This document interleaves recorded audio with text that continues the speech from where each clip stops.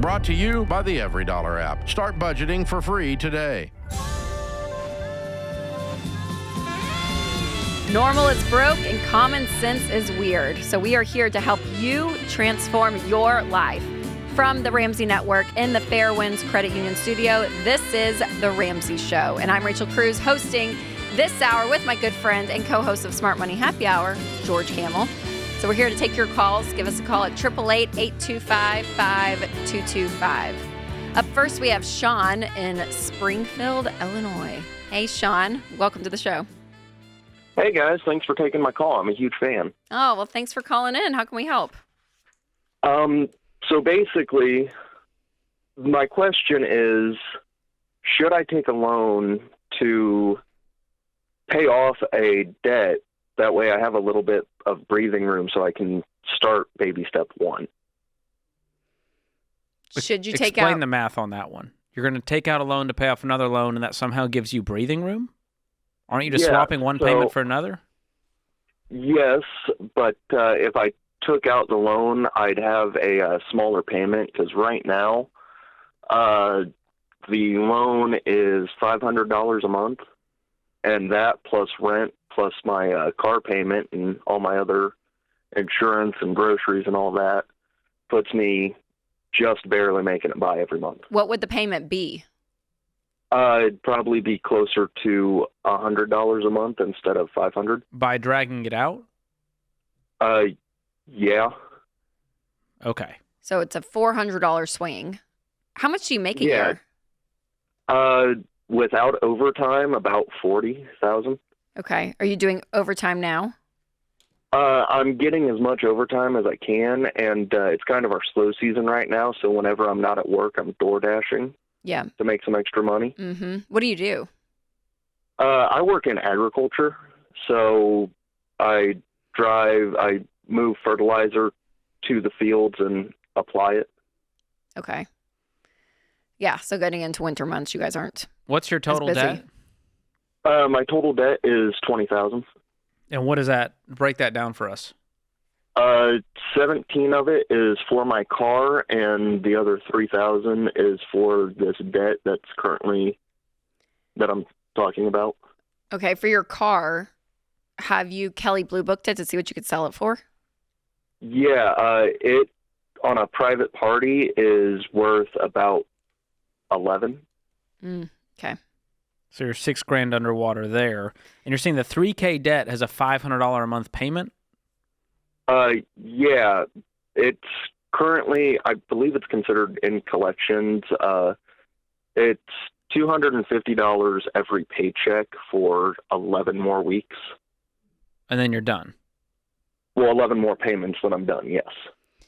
I mean, Sean, I'll be honest, no. I probably wouldn't switch it, because I feel like when you're getting out of debt, or you're starting baby step one even, it's this gazelle intensity where you are working every minute of every waking day. If possible, you're door dashing on the week. I mean, you're figuring out a way to get out of debt faster. So, and a part of me kind of wants you just to figure out how to do it, because this is going to help you get out of debt faster. $500 a month is a minimum payment versus spreading it out. And I understand you're trying to get that margin, but I would pick up that $400 somewhere else from an income perspective, honestly. Because, yeah, I feel like this is the reason why you would be gazelle intense. Like, this will fuel you, and instead of kind of like slow you down, because there's almost a level of, I understand what you're saying, that that $400 a month, but I want you to get $1,000 in the next 30 days. So I don't know how you're going to do it, but like that's the baby step one intensity. It's not slowing down the payments so that I can have more margin to do baby step one. It is, we're going above and beyond our normal to be able to find extra money. Because that 3,000 debt's your smallest. So that's the next one to attack. Yeah. So I'd rather you putting more toward the principal, which is the 500, than putting 100 toward it just so you can get your baby step one. The key here is finding the secret sauce in your income to be able to do the baby steps, not to move the debt around and add more debt in order to try to make it work. Because that's not changing any behavior that got us here. And also that car is half your income. So that's another glaring issue here. And you're way underwater on. Did you roll over negative equity? Why is it worth so little? So I got the car the beginning of September, and I needed like a 2 months ago? reliable vehicle. Yeah. Yeah, And I it needed already a vehicle dropped that was 6,000? reliable It dropped enough. 6,000 in like 60 days?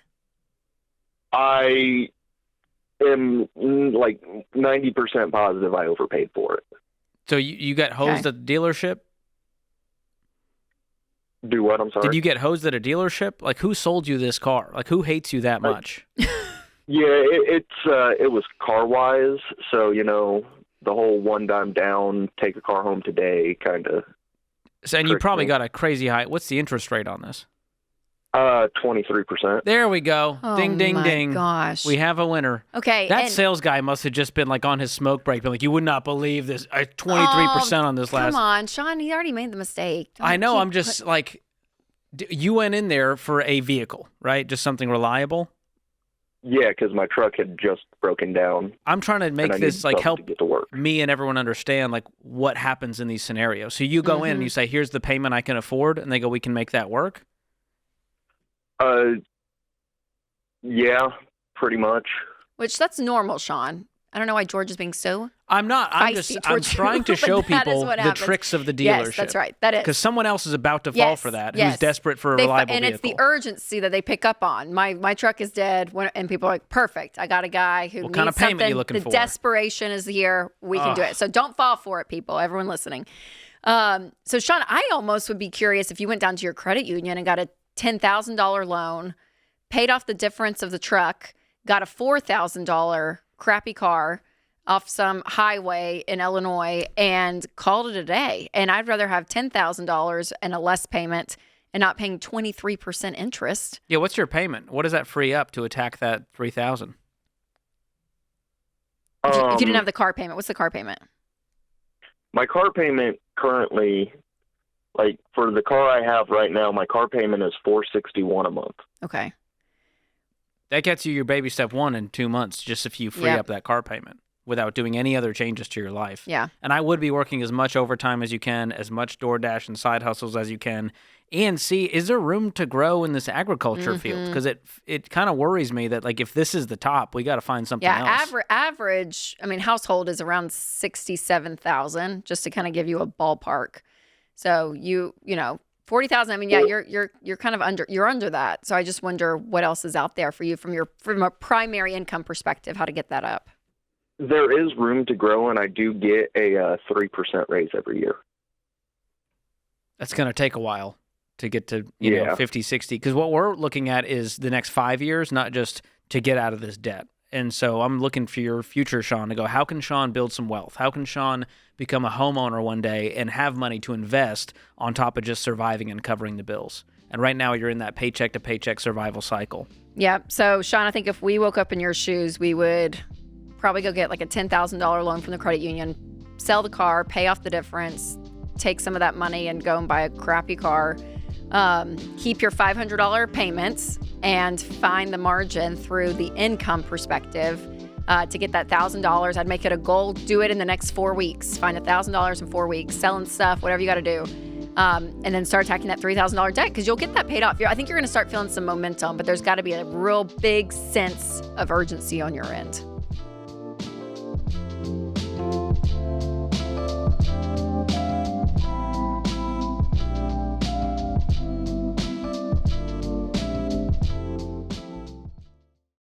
If you ever Googled yourself, here's the 2 worst things you can find. Photo evidence of your worst haircut and your personal data floating around on some sketchy website. The bangs were regrettable, but your info being bought, sold, and reposted all over the World Wide Web, even worse. And trust me, it happens all the time. And that's why I use Delete Me. You guys, over 20 billion records have been leaked in recent years, and that info gets pulled into these people search sites. So stuff like your name, number, address, even your kids' names is out there for anyone to see. But if you're trying to clean up your personal data yourself, good luck. It can be a part-time job just submitting these opt-out requests. So if you don't want your personal info out there, you should be using Delete Me too. Delete Me has real people who track down your data, remove it from these shady sites, and make sure it stays removed. Plus, you get a report from Delete Me showing exactly what was found and what's been deleted. So, take back your privacy with Delete Me. Right now, Ramsey listeners get 20% off at joindeleteme.com/Ramsey with code Ramsey at checkout. So do that today. Joindeleteme.com/Ramsey, code Ramsey.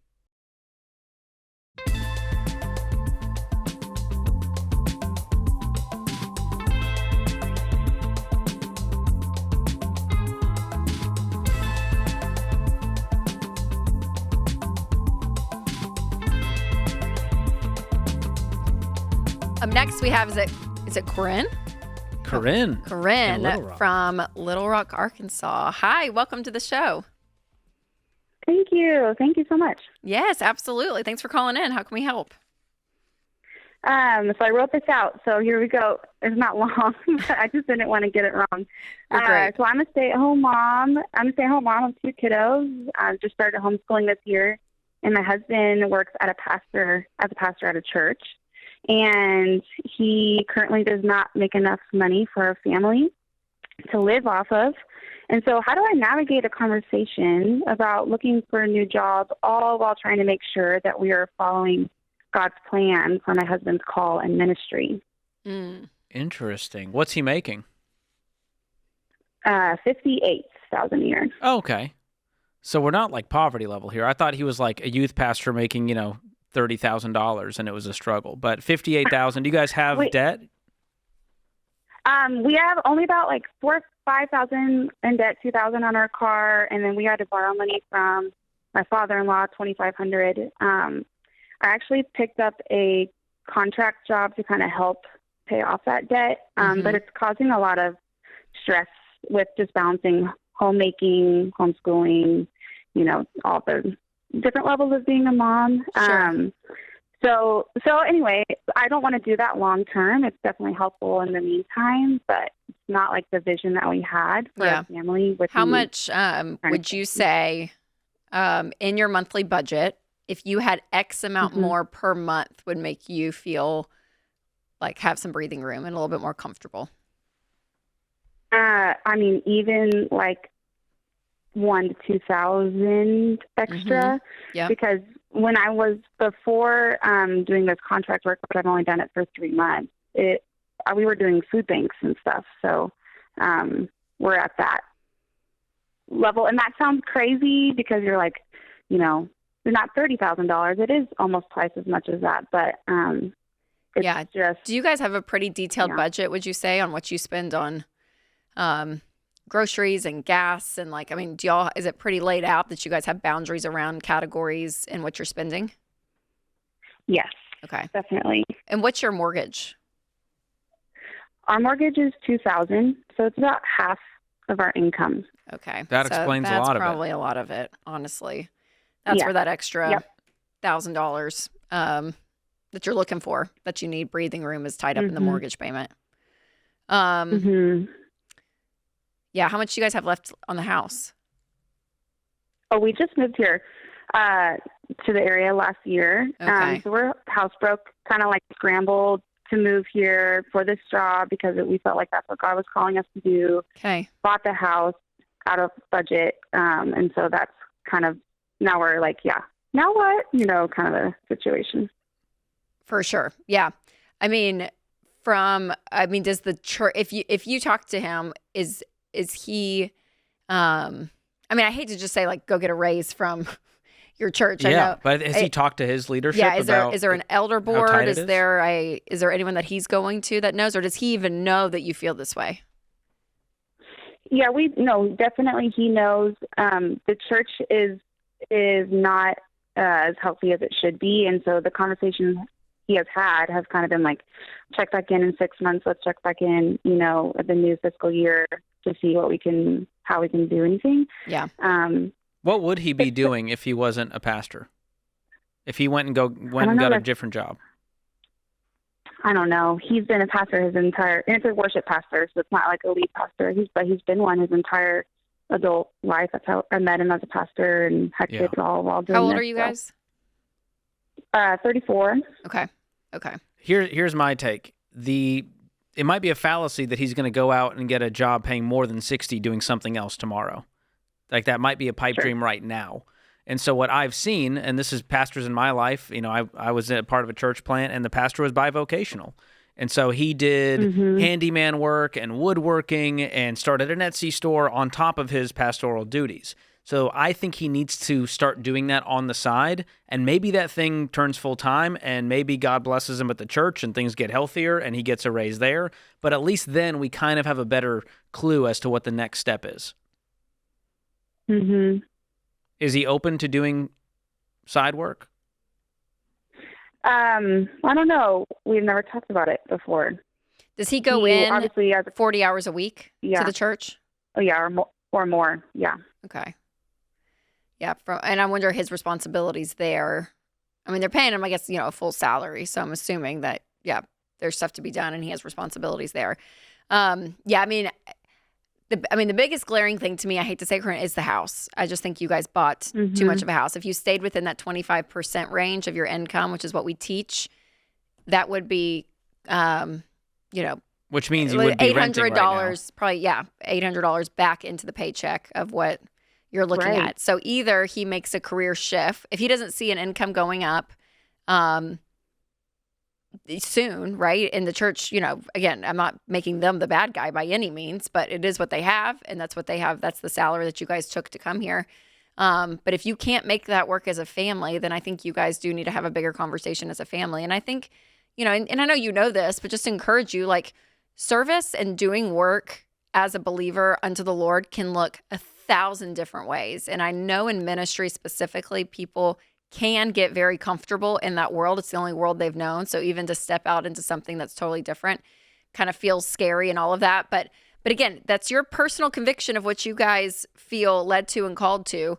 But it's I don't know. It's hard for me to navigate it because I don't know you guys personally and what, you know what I'm saying? Yeah, I don't we know. Can't be like, well, how do you know that's God's calling? If you say it, we believe it. You know what I mean? And so there's a piece of this where we go, well, someone's got to sacrifice. Either you need to give up the dream of being a stay-at-home mom. He needs to give up the dream of being a pastor. Because right now, make it work, being stressed and broke, that's not of the Lord. I think we can all at least agree on that. Like, that's not a good future where we're going to thrive. And so it's going to need to be some give and take here, and it might be some of it temporary, the side jobs to just clean up the debt, get a good emergency fund, then reassess where we're at, and can we still accomplish all of our goals, cover the bills, invest for the future? If we can, then great. Yeah. I have a feeling, though, we're going to need to see some income shift if we're going to keep up our current lifestyle and keep the house. How old are the kids? 4 and 6. 4 and 6. Okay. So they would be starting kindergarten next year and second grade, I guess. Right. Yeah. And so that's the hard thing about in today's world. And a lot of people that call in, are in a very similar boat, Corinne, where, you have your wish list of what you want life to look like. You want to be a stay-at-home mom. You want to homeschool. Your husband wants to do ministry. You want to live in this house. You want to, this is the wish list of life that you start to live out. And then you realize, oh gosh, but there is a reality. And this is not negative of what God's will is. There's a reality of living in 2025 that the numbers have to work. It is what it is. So something on that list, the prioritization of what you guys value is going to have to shift. So I don't know if that's sending kids to school and you get a part-time job and you make 20 grand a year and it softens everything and you guys, get to do that. I don't know if that is him shifting. I don't know what that looks like, but that's a value system that you guys have to paint for your family and where you guys feel comfortable to figure out how to make this math work. But the house is hard for me. It's just an immovable object unless we sell it and downsize. And I don't know if you can rent in Little Rock with a family of 4 for way less. Right. So that's the other part of this. It's just hard. I mean, the housing market's tough. And so here's what I will do. I'm going to send you a copy of Ken Coleman's book, Find the Work You're Wired to Do. I think it will unlock some things for your husband, maybe even for you, to figure out what are the things in the short term or long term we can be doing to create a more sustainable future for ourselves. Yeah. So hang on the line. We'll gift you that. And I hope he realizes that there might be more than this church job, and maybe he can do ministry outside of that in the public or private sector. Yeah. Or on the side, like what you were saying, you know what I mean? How do we make the numbers work for our family? What does that look like? And I think staying, the God's will, his calling, that's a very I don't know. That's a very subjective card to play, and that's different for everyone. But I do think you can do incredible work for the kingdom, and it doesn't have to be in the walls of a church. Amen.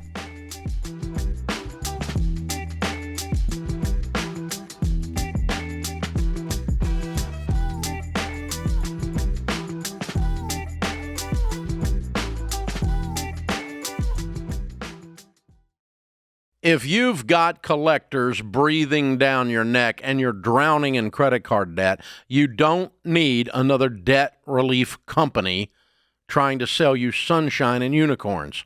You need real help. And Guardian Litigation Group is the real deal. They're not a call center. They're actual attorneys. That means when a creditor tries to sue you, they can step into the courtroom and fight back. Now listen, debt settlement isn't pretty. It's not a magic wand, and I'd prefer you get out of debt the old-fashioned way. But if you're staring down bankruptcy and you've got no other way out, Guardian gives you a path to clean up the mess without paying a dime up front. Guardian's attorneys have helped over 55,000 people across the nation settle over $600 million of debt. So if you're ready to take back control of your life and stop cringing every time the phone rings, go to guardianlit.com/Ramsey. That's guardianlit.com/Ramsey. Paid endorsement, attorney advertising, Guardian Litigation Group, LLP. Not available in Minnesota and Oregon. Results vary and no specific outcome is guaranteed. Debt settlement may negatively affect credit and not all creditors will negotiate or settle. Savings vary and may be taxable. Please review our website terms for more information.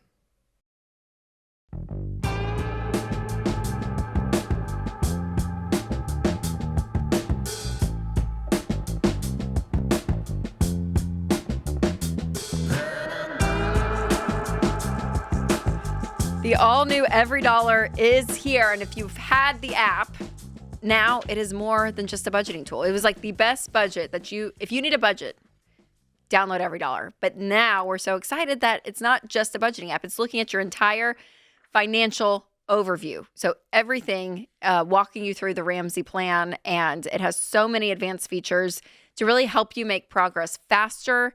It makes things convenient and easy to see, and it's incredible. The average person finds thousands of dollars in margin in just the first 15 minutes. So there's this big questionnaire you go through, and there's recommendations on what to do with your current situation, and it is incredible. So start Every Dollar for free today. You can get it in the App Store or on Google Play. All right, up next, we have Gabe in Kansas City. Hi, Gabe. Welcome to the show. Hi, how are you guys? We're doing great. How can we help? Yeah, so how do I stop spending everything I make so I can start reaching financial goals for myself? Oh, interesting. What are you spending money on? Well, honestly, mostly DoorDash, but then just random stuff. Like, I always find a way, no matter how much money comes in the paycheck, to spend it all. It's fair. Love will find a way. Have you thought about like deleting the DoorDash app and forcing yourself to go inside of a grocery store? Yeah, well, I actually did. I did that like 2 days ago. And like you said, love will find a way. It's just like a creeping addiction, you know? It's so you like, see like I the can't zucchini stop. you bought 3 days ago and you're like, DoorDash sounds better. I'm re-downloading it. Yeah. Like going back to an Yeah. abusive ex. To a zucchini? Exactly. Why don't you at least say like... Well, we all aspirational grocery shop. You know what I mean? We're like, you know what? I'm going to eat a zucchini. I'm going to eat a whole bag of spinach. I saw a good Instagram air fryer zucchini recipe. I'm going to, whole thing of spinach. Well, Gabe, here's the thing. What are your financial goals? Because I think they have to be big enough and powerful enough to fuel your love of DoorDash to stop that. Yeah, well, first is get a car, and then after that a house, and then after that crack the $1 million mark in net worth. Love it. Those are great goals. Okay. That's the American dream summed up. What are you doing for a living right now? Right now it's not good. I'm actually working for the master I feed. I DoorDash a lot for money. Wait, what? Well, no wonder it's easy because you're around it all the time. Like, this Taco Bell sounds Wait, do you good. drive for DoorDash? I'll pay myself Yeah. to do it again. Okay, you're not working for like DoorDash corporate. You're like a... No, he's a DoorDasher. He's Okay, how old are running you? around food for people. Yeah. How old are you? I'm 20. Oh, Okay. you're 20. Okay. Are you in school? Did you not go to college? What happened? Yeah, well, I'm in school for business management right now. Okay, what do you want to do with that? Well, ideally, you know, get a short-term management job to kind of build up a nest egg and then go out on my own and try my hand at the entrepreneurial. I can't talk. Yeah, no, you're good. So you want to work in management of something. Like, is it retail? Is it corporate? Have you sort of drilled down into that, to what you'd be most into? Yeah, I'd be most into corporate, but obviously, if someone offers me a job paying more than DoorDash does, I'll take it at this point. How much longer in school? Yeah, when do you graduate? I'm expecting next summer. Okay. Cash flowing it, or are you going to debt?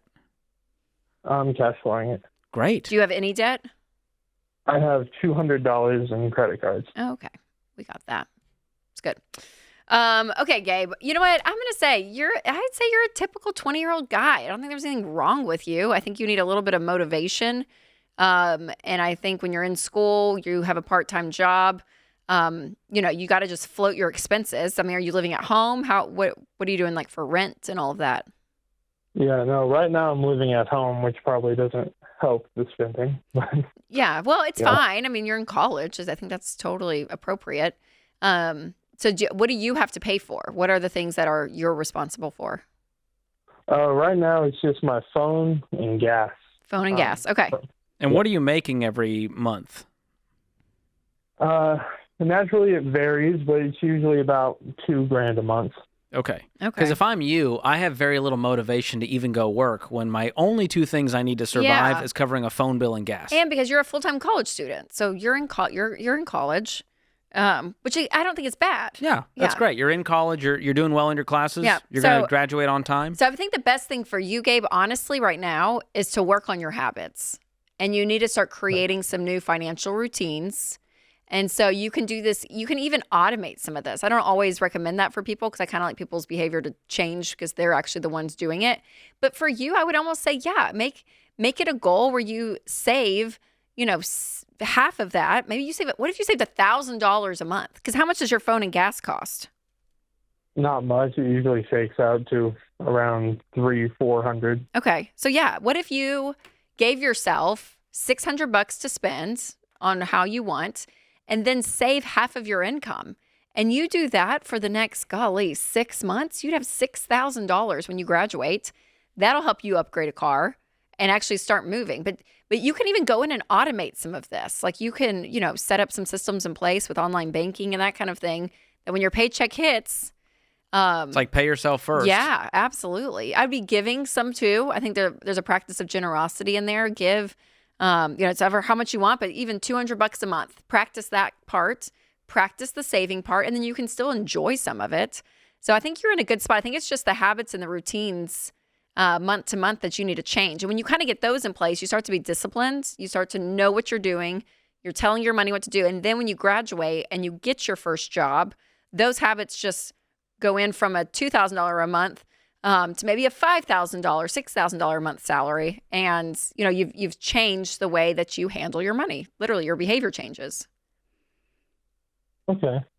I was exactly like you, Gabe. I'm looking back at when I was... You were not that much of a spender. No, but when I was living at home, I was working at the Apple store. Yeah. And every paycheck would just go to like gear and just spend... I wasn't saving any of it. Well, because there's no urgency. Exactly. So I was living at home. Sense. And so I remember feeling that way, Gabe. And what unlocked it for me was getting out of the house. I moved across the country, started fresh, finished school, and that sort of put a new pep in my step to go, listen, mom's not going to save you with her home-cooked meals. I don't think he should move out, though. Do you, as a college student? I'm saying once he graduates, though, he needs to just go ahead and find an actual job. Natural, don't stick around home saying, well, I could save up for a house faster, and then all of a sudden you spent $500 on DoorDash. Yes, that's right. That's right. Yeah. So when you graduate, you need to move out. That needs to be a big create goal. some problems for yourself, because we are wired to solve problems, and right now you just don't have many, which is not a bad thing. But if you want to accomplish your financial goals, you kind of need to have some mojo. Yeah. And right now it's hard to have that when mom is folding the laundry.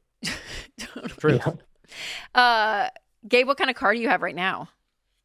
Well, right now I don't have anything. I'm driving my dad's for DoorDash. Oh. Whoa. How does he feel about that? He feels fine about it because he does working. it part-time too. So, Okay. he doesn't really mind. Okay. Well, I would make that a goal then. I think that's a great, you said that, but I would reiterate. Yeah. If you saved $1,000 a month, Gabe, I mean, you could have a $6,000 car in 6 months. You know what I mean? Do you have a high yield savings account, Gabe? Yeah, I do. I'm shopping around for another one because I'm not a fan of the one I have. Perfect. We got just the one for you. Go to fairwinds.org/Ramsey. They just created a new bundle for our fans. It's got a great high-yield savings account, and so you can actually attach your checking and savings and then start to automate that $1,000 a month to just go straight from checking into that high-yield savings. And like Rachel said, if you automate that, you'll just pretend the $1,000 never existed. So pretend you make $1,000 a month, and now we have to live off of that. That helped retrain my brain as well. Okay. Yeah, make sure to check that out. And you'll get the Ramsey debit card with that bundle. Oh, yeah. And it says, debt is normal, be weird. You're not deeply in debt, Gabe, but at least you kind of get that it's reminder. A good reminder. Yeah, every time you see it. Especially as you enter adulthood, it's so easy to be tempted to take out the car loan, open the credit card, and go into debt. Take out the personal loan, whatever it is. And so this will help you avoid that temptation. But yep, for sure. This is very natural. You're 20. Yes. You're not weird. You're just 20. Yep, just put some disciplines and new habits in place. I think you're going to be fine. But George Kamel is spender. What can I say? Left to my own devices with Mama Camel cooking at home. Unbelievable. I'm spending every $16 an hour I make.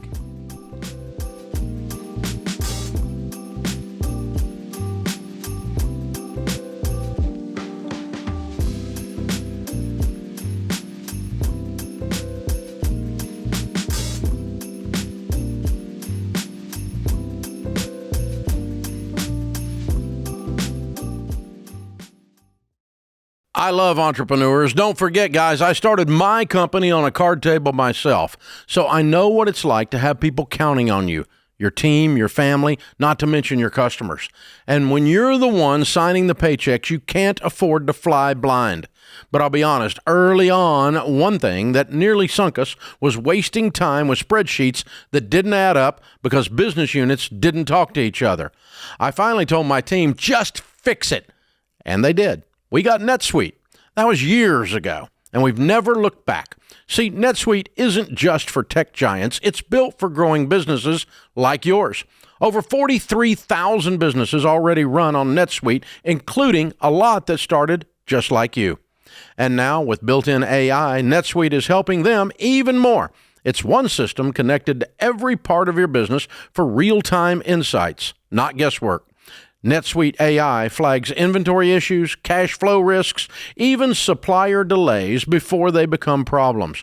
So you can trust the data, stop wasting time, and make the right decisions faster. Take a free product tour today at netsuite.com/Ramsey. That's netsuite.com/Ramsey.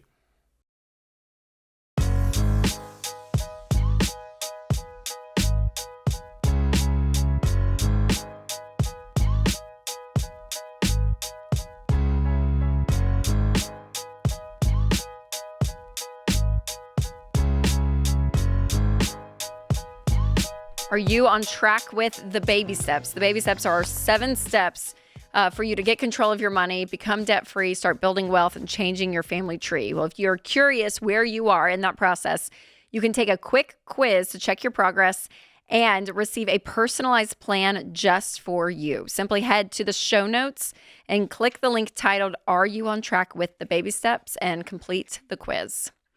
Up next, we have Jennifer in Dallas, Texas. Hi, Jennifer. Hi, how are you? We're doing great. How can we help today? Well, here's my situation. I am 54 and my husband is 72, and we've been married 23 years. We've had a pretty successful law firm for about the last 25 years together, but it's winding down now, and it's kind of to the point where neither of us are taking a salary anymore, and anything that we generate is pretty much going back into the business to keep it afloat and make monthly payroll, which is about $20,000 a month generally. And we have no debt, which is great, and we haven't for a long time. We own our home and our law firm free and clear. But I find myself kind of in a weird situation being worried about the future for a couple of reasons. And I will say my husband is not, and I think it's probably because he's 20 years my senior, and I kind of feel like I'm in a different boat than him, even though we're in the same marriage. I've never not had a paycheck or a salary in like my entire career as a lawyer or even before. And it makes me uncomfortable at this, age of my life. And number two is the way our estate is set up is he was married before me, and he's got 2 adult children. And as it currently stands, 50% of my wealth goes away to his adult children who are married to pretty wealthy guys. So I find myself at 54 with a law firm that's winding down and not really making any money anymore, and not really knowing what the future looks like. And he's pretty unbothered. And I'm not. Because he's like, I'm probably going to go first. So right. He's like, you'll have to deal with the fallout, not me. It'll all work out. Oh, no. Well, okay. I know. I keep trying to gently remind him of that. And we've got assets of about $3 million, investments in cash. Our home is worth about $600,000. Like I said, there's no mortgage. We own our law firm. It's probably worth about $750,000 to $1 million. So from the outside looking in, people think we're in great shape, but there's just such a, age disparity. And I just don't know what to do. It stresses me out, and he thinks I'm crazy. What do you want to do? If you snapped your fingers today, what happens? I don't know. That's a problem for me because this is my whole identity. This is all I've ever known. I've been a lawyer for 25 years. So play it out. You could still be a lawyer and sell the anymore. law firm, couldn't you? You sell it for $1 million bucks. You split it. I don't know that I want to continue practicing law. It would be nice not to have to work anymore, but I don't. So you guys have retirement. You said $3 million is your total nest egg, including the house. Is that right? No, the house and the law firm are separate. Are separate. Okay, so what's the $3 million in? Stocks. Let's see, 401ks. Yeah. Roth, but he's kind of controlled all that. Like I got married to him and let him just take over. So. Another thing I probably wish I would have done differently. Yeah. So you guys need to be aligned. Otherwise, you can't really make any moves, it sounds like. He just thinks there's nothing to worry about. And I'm because I guess the question is, let's just pretend you sell the law firm. Say he passes away tomorrow. Okay, we'll just sorry, not to be horrible. No, I get it. You sell the law firm for $1 million. You got $3 million. That's $4 million. Divide it in half. $2 million's going to the kids. $2 million's going to you. So the question is, Jennifer, to you, if it was invested and you were able to get to that $2 million, you were able to live off of that and what it would bring per year, could you do that? I mean, that'd be what, 10%? If you pulled $100,000 out a year, could you live off of that? Oh, yeah, definitely. I mean, we've always lived within our means, and I think that's why we've been able to stay out of debt, unlike most of our friends. And so I feel good about it. I mean, we've done everything right. I just feel, the world kind of looks scary to me now in a way that it didn't before. Sure. Okay. Yeah, well, so I think from a very basic numbers perspective, we know you're going to be okay with if something happened tomorrow. Now the question is, nothing is going to happen probably tomorrow, knock on wood, but there's no diagnosis. There's nothing like, in the urgent near future. So the next question is, what is the next, to George's question, what he said earlier, the next 5 to 10 years, what's ideal for you from a money perspective? I think you would say, run some numbers and just be like, okay, I think I'd feel more comfortable if there was $3 million that if we could build it up to whatever, like maybe a numbers perspective, what that would make you feel even more peace. From a career standpoint, you're 54 is what you said. And I don't know if you want to work for 4 more years and maybe you take a salary still and be like, it'd be great to be working for 4 more years. I want to get paid for my work. I'd love to. And then we sell it in 5 years. I don't know, like kind of just mapping out some dreaming. And it would be great if he would be involved in that too, right? You can do it yourself, but it would also be fun to go to a nice dinner and get a bottle of wine and be like, hey, let's just dream for the next 5 to 10 years. What do we want life to look like? Because he's going to be 82 in 10 years. And so between now and then. He'll be old enough to run for president. That'll be really fun. Oh, God, I would kill him first.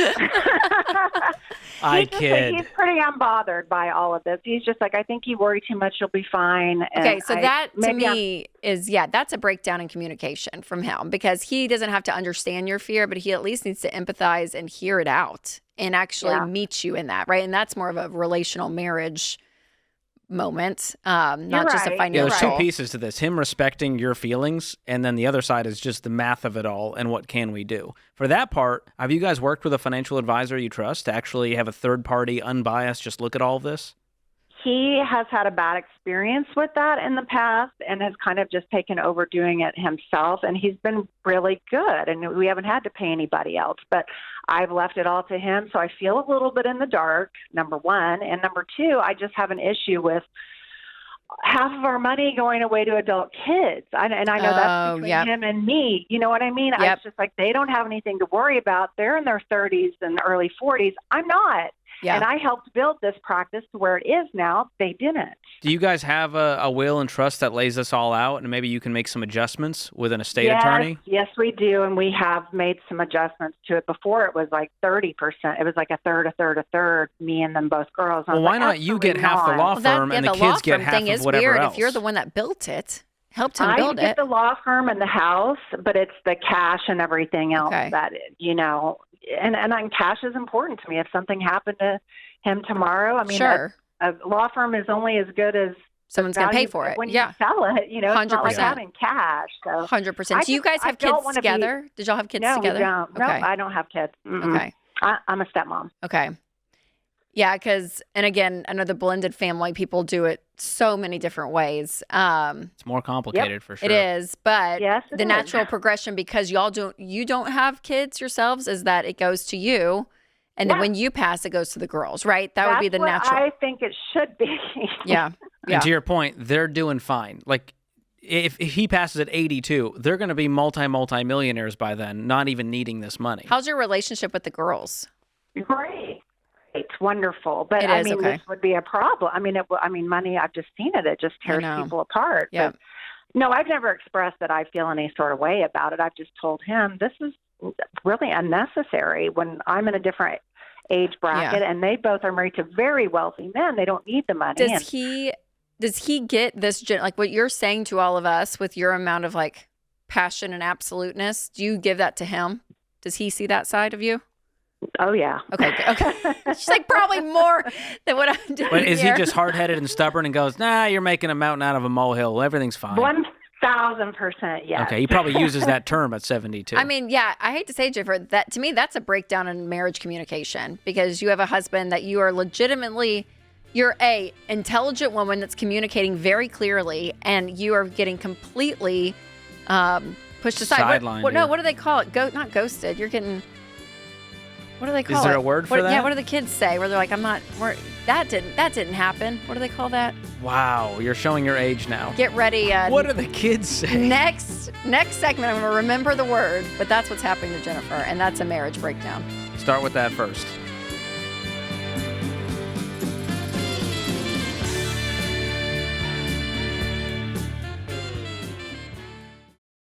For way too long, I struggled with sleep and woke up groggy after tossing and turning all night. But now, I look forward to bedtime and I wake up bright-eyed and bushy-tailed thanks to Casper, a company that's been perfecting better sleep for over a decade using durable, high-quality materials that actually last.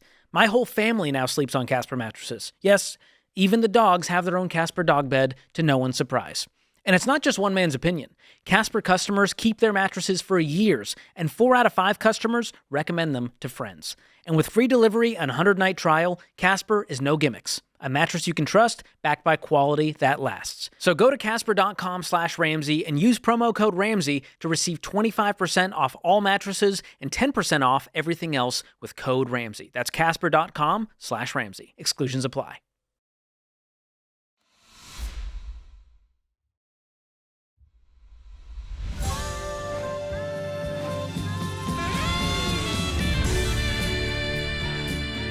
Welcome back to the Ramsey Show in the Fairwinds Credit Union studio. I'm Rachel Cruze with George Kamel, and we're taking your calls at 888-825-5225.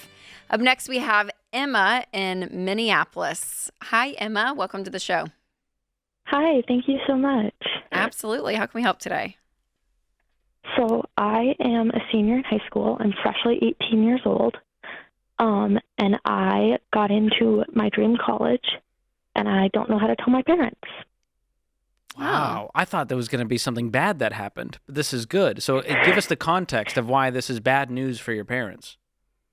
So my dream school for my whole life has been University of Northwestern St. Paul. Whole life. Since you were 0 years old, you're like, this is on my dream Pinterest board. Is that is that a private school? Yes, it's private and Christian. Yep. How much is that tuition? It's about $38,000 a year. Okay. Okay. So what have you and your parents talked about when it comes to college? So I've known for a very long time that my parents were not going to help us. Were not going to help me with college. I'm the oldest of 6 kids, and we live on just my dad's income. Okay. And so they don't want me to go there because they don't want me to go into student loan debt, which I understand. Yeah. 100%. What I think you have probably 99% of people listening to this saying, "Yep, we agree with your parents. We are." And so you've not told them because you're gonna go and you're gonna go take on essentially over 4 years, $160,000. What I haven't told them is that I got. Yeah. What I haven't told them is that I got a partial ride scholarship. Oh, well, that's great. Okay, so how much does that cover? It covers about $44,000 over all 4 years. Okay. So you're down to like you'll owe 120 or something? What's the number? It's $11,000 a year for all 4 years, so I'm down to like $105,000. Okay. And how much do you have saved? I actually do not have a savings account. I have been helping my parents with the bills and stuff. I work for the family. So they're struggling financially? Yes. Okay. Oh, wow. And you're working part-time, and that money that you're working for is going to the household. Yes. Was this something you're doing out of kindness, or was it like a, hey, if you're going to live under a roof, you got to help around because times are tough? No, it's kindness. Okay. And they're taking your money? I mean, yes and no. So I contribute. I help pay for groceries and stuff, and I am aware that some of the money that I'm paying them, they're putting in a savings account for me. I just don't know how much that is. So we can get some clarity on that. We got to know if it's 1,000 or 10,000. I think if my math is right, it should be around 8,000. And what if it's 0? What if they spent it all? I don't know. Yeah. Well, I hate to say it. I mean, I know there's, people are in different circumstances financially, but asking an 18-year-old to help provide for the family, that's tough for me. So I would hope that they just took the money and put it in a savings account. But I would ask them tonight because it is October, and if you're a senior in high school, you're starting to get early. I mean, it's what you're doing. You're getting college. You've sent out college applications. You're getting the letters in. You're figuring out your next steps, and you do that around this time. And so for you, Emma, to know going into the next 9 months of like what you have to work with and staying within that. So I want to be really kind because I really appreciate the dream school. I know that, you've thought about it and all of it, but there is a sign of maturity, Emma, that when you choose to live within your means, you don't get to do everything you want. And that's a true sign of an adult. And we talk to people on the show that are 45 that don't even grasp that. And so I would implore you that your friends, Rachel and George, can tell you in the real world, when you go out to get a job, majority of people don't care what's on your diploma. They really don't. Some care that you have a 4-year degree. I mean, that's I think a great thing to have, so I think that's great. But people don't care, and they don't, the name of the school and all of that. It is not usually a sign that you're going to be successful and get a job that's going to then carry you throughout your adulthood. And going $120,000 or $105,000 I think it's going to end up being a little bit more than that after room and board and book everything. What are you studying? I was planning on double majoring in pastoral ministry and communications. Emma, we just talked to a worship pastor who's making $58,000 a year. And he's been doing it a long time. It would take That's you a successful worship leader. It would take you like 7 to 8 years to pay this off. No, please, please, no. What do you want to do on the other side of this? Tell me the job. Like, if I could just do this job, it would be a dream. Summer camp director. Okay. For like a love church it. Camp. I love the clarity there. Here's the Great. good news. I don't think you need a communication degree or even a pastoral studies degree to be a summer camp director. You know what you need? Okay. Experience at a summer camp where you work your way you can into do a for directing free. role. That you can do for free. So this is actually great news. This gives me so much hope for you that we can avoid a crisis. Because let me play this out, and you can go watch the Borrowed Future documentary we did on the student loan crisis. I think it'll help you understand some of what we're talking about. My fear for you is that you can never be a summer camp director because there is no summer camp director job that pays enough to cover the payments on the student loans that you end up taking out. So you're going to have to go get a job. You're going to have to end up being, an administrative assistant or something. I mean, which is not bad, but you're not going to get to do what you want to do in life because you're going to have bills to pay for years, for years and years and years and years for a Christian private education that you didn't need. You don't need it. Right. Now, would it be a great time going to the school? I think so. But is it worth $120,000 for the price to have this experience? I don't think it is at this point. Now, if you had a full ride and you were like, I just want to do this for fun, I'd go, good for you. Go for it. But I got into my dream school, Emma, when I was 18, and it was $50,000 a year for 4 years going to a film school. And I said, I don't think I can stomach $200,000 in student loan debt to maybe be a film director one day. And I think that was the Lord saying, please don't do this, young man. Yeah. Because Your future is going to be bright without that. Scripture, Emma, every time debt is mentioned, it's in a negative fashion. Now, it's not a sin. If you end up going, you're going to get to heaven with student loans. You're fine, right? It's not a sin. But every time it's mentioned, it is negative. It's a curse. You are a slave to the lender. It is not wise. Go read Proverbs. What God has set before you. And before you make this mistake, Emma, please listen to your parents. They're giving you good wisdom and figure out how much is in that account. Because I think you can go to a community college even for a little bit if you need to.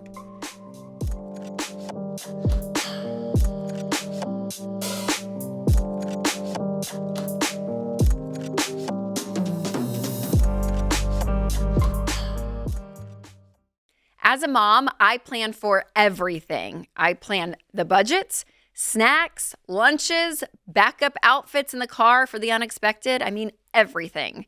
Because moms handle a million details every day. So don't skip one of the biggest ones. What happens to your family if you're not there tomorrow? You guys, a lot of people put off making a will because it can feel a little scary. But here's what we all need to realize. Planning for the future isn't fear. It's love.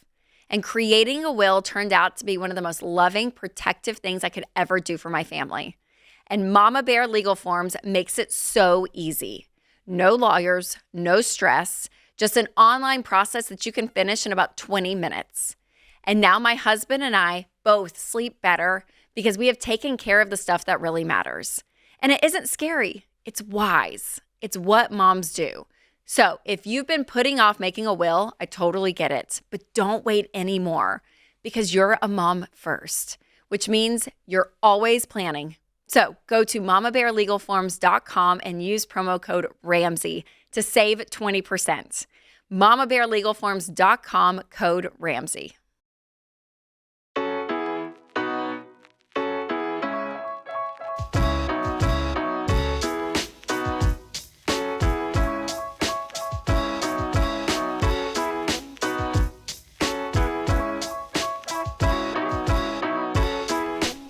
Next, we have, I think it's G in Los Angeles. Is it G? Yeah, it's G. Thank you so much for taking my call. Yeah, absolutely. How can we help today? Well, I did want some advice speaking on behalf of my father. I wanted to know what it takes to start that conversation of retirement for him. I'm 31 years old, and he's I'm 65, 67 years old now. and he's been a long-haul truck driver for almost 40 years now. Ooh, it's hard work. He's been working very, very hard. I think maybe 3 or 4 days out of the month I've seen him my whole entire life. Oh my gosh! Wow. He's worked very hard for what he's done. But as a long haul truck driver, a lot of it is paycheck to paycheck work. But what he's done very well for himself is live life a little bit frugally and understand what it took for him. And what he did was buy some farms in Central California that have all been paid off now and stuff. And I'm just kind of looking for a way to start that conversation with him. Wow. Does he want to retire? Yeah, that's one of the bigger caveats about this. He is a workhorse, and as a matter of fact, he just came back from New York today all the way back to Central California, and he already picked up a load for Friday to take off. Wow.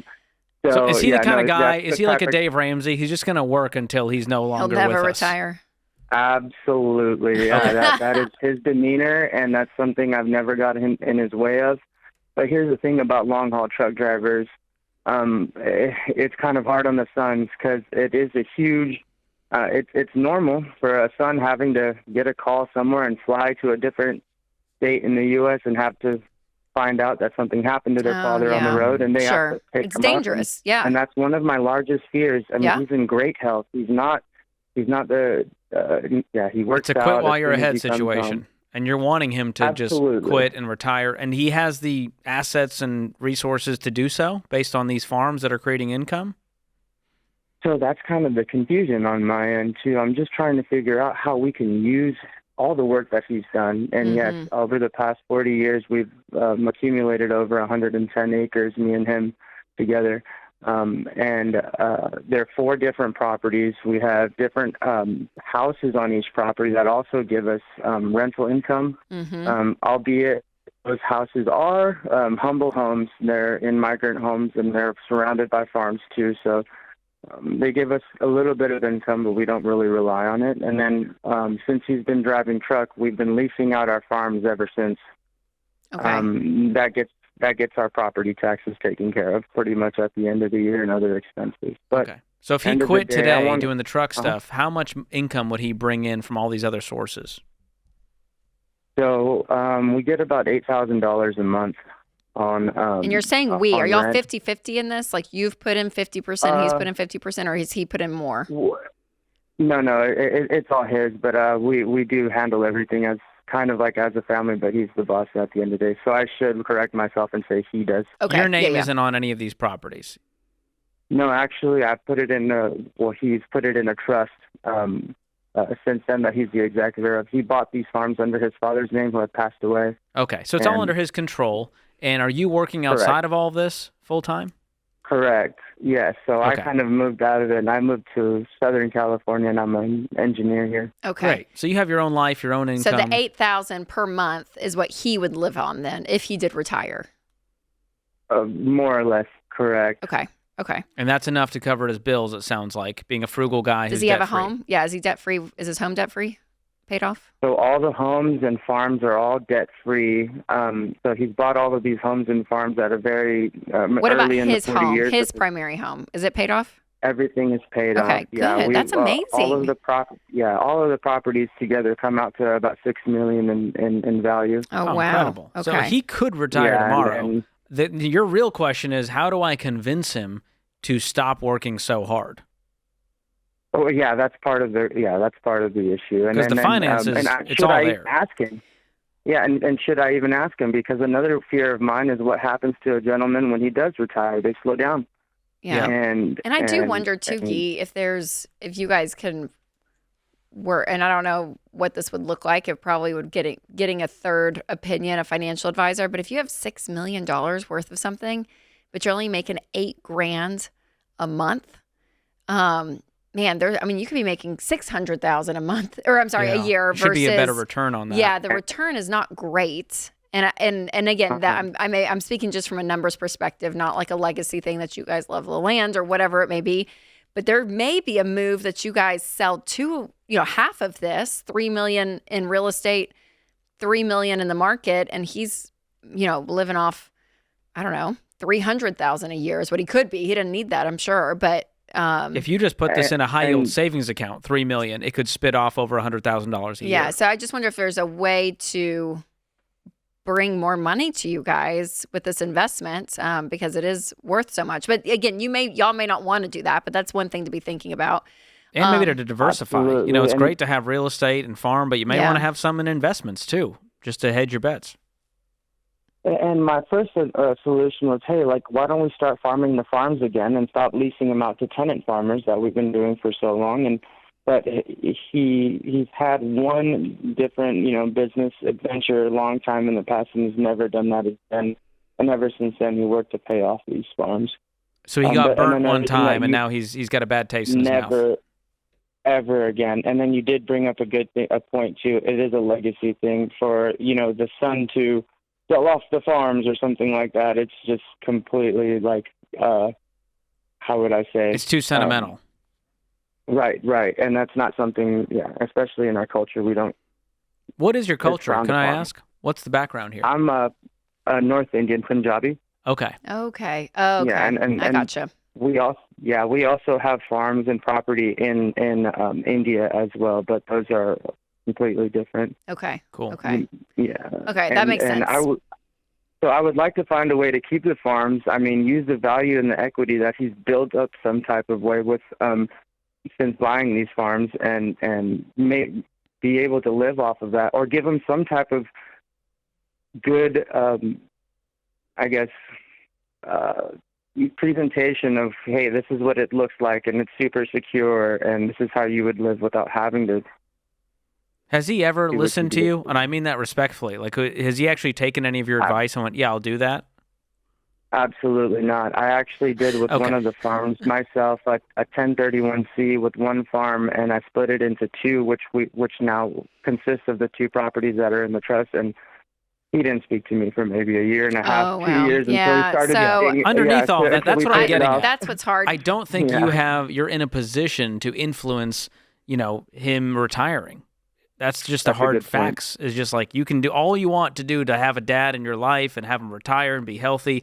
And he's a grown man. And it's such a hard belief. I think it's human nature to think, okay, I'm going to go into this important conversation for this other person, because you're wanting the other person to make a different decision than what they're making.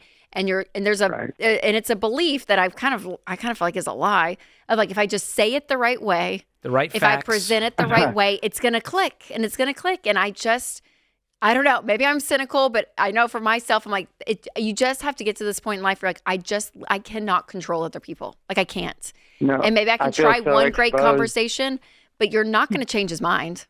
You're not. And so for your own peace of mind, Guy, if you want to do this and present something to him for yourself to have peace, to say, okay, at least I gave it my best shot, you can for you, but you got to go into that conversation with zero expectation that he is going to change. You would have that conversation more for yourself as a 31-year-old son than to believe that you're somehow going to convince him, because it's just, if he doesn't want to change, if he's not curious or interested, it's not going to happen. So here's the headline. This is the old quote. A man convinced against his will is of the same opinion still. And that's just, he's 65. This is all he knows. He's not interested in your opinion, unfortunately. And he's done great so far. I think, like you're saying, you see that there's potential that he could be doing more. But nothing's on fire here. But again, as a son, if you feel like I just have to say this for my own peace of mind, you can present him with something. But I would just continue to nurture that relationship and congratulate him on the work that he's done. Because you're a good son, man. Absolutely.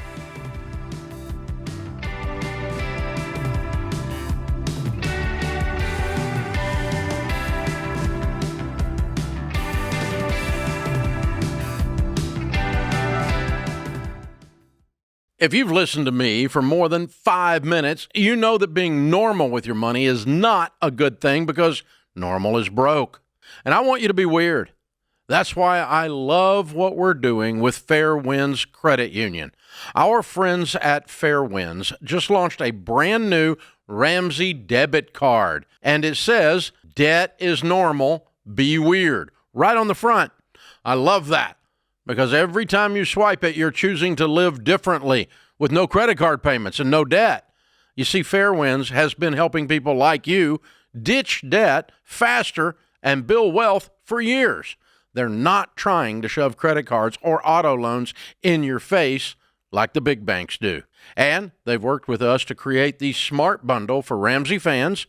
It includes a no-fee checking account, a high-yield savings account to supercharge your emergency fund, and now the Ramsey debit card to help you stay focused on the baby steps. We're excited for you to try it. So check them out today at fairwinds.org/Ramsey. That's fairwinds.org/Ramsey. Insured by the NCUA.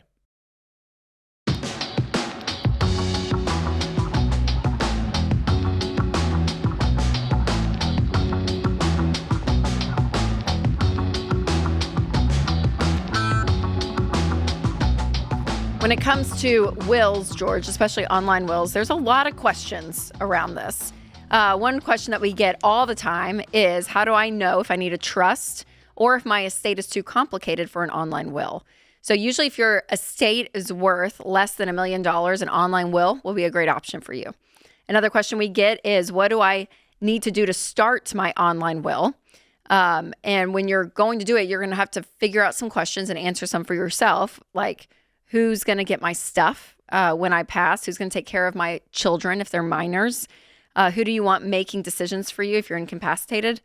Also, we get the question, is an online will legally valid? And yes, it is, but you have to make sure it's valid in your state. So a lot of wills are state specific, so make sure that's the key for you.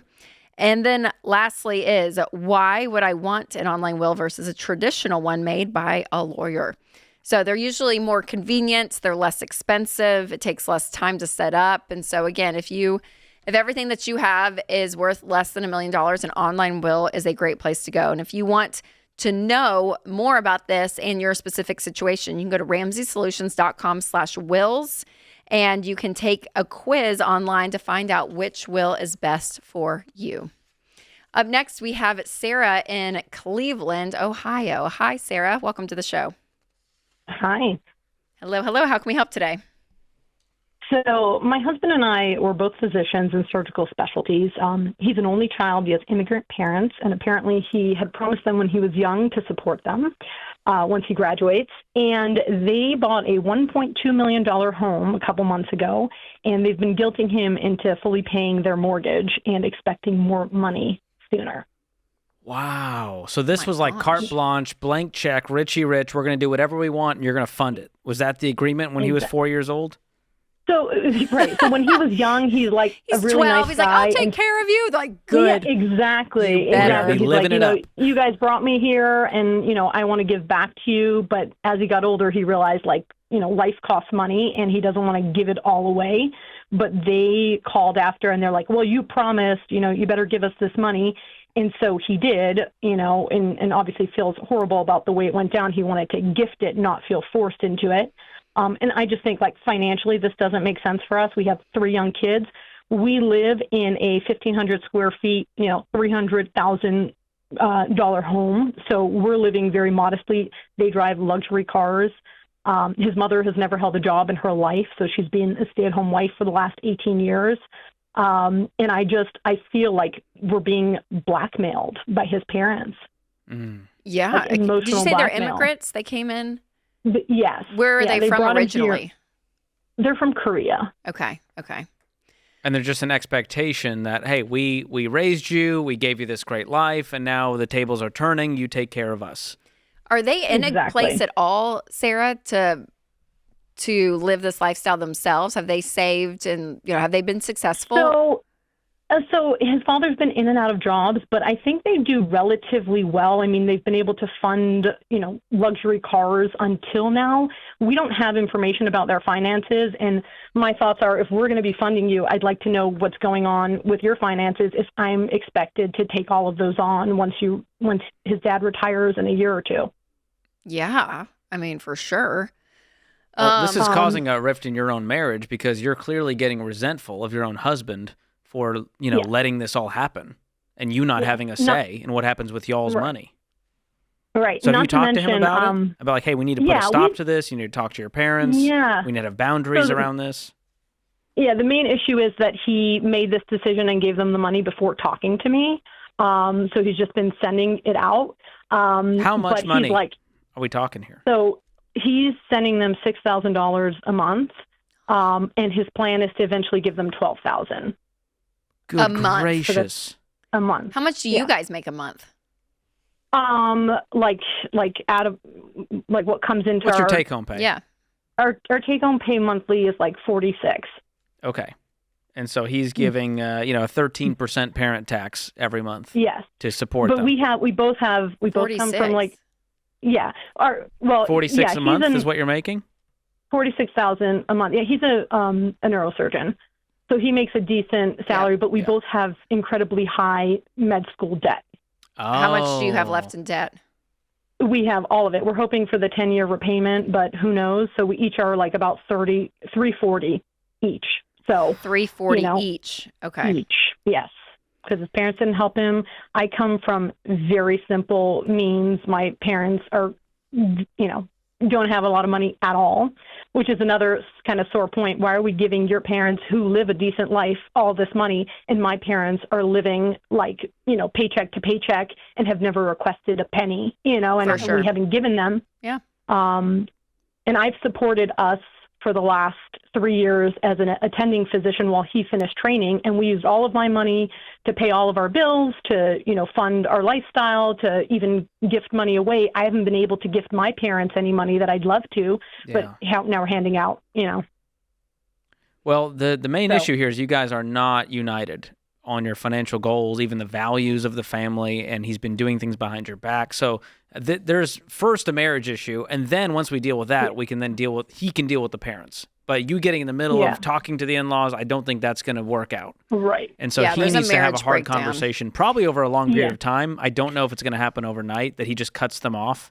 But I think there needs to be hey, we can't do this. We have our own debts to pay. We have our own kids we're trying to raise. We don't want to put this on our kids to have to fund our life because we're broke because we gave it all to you guys.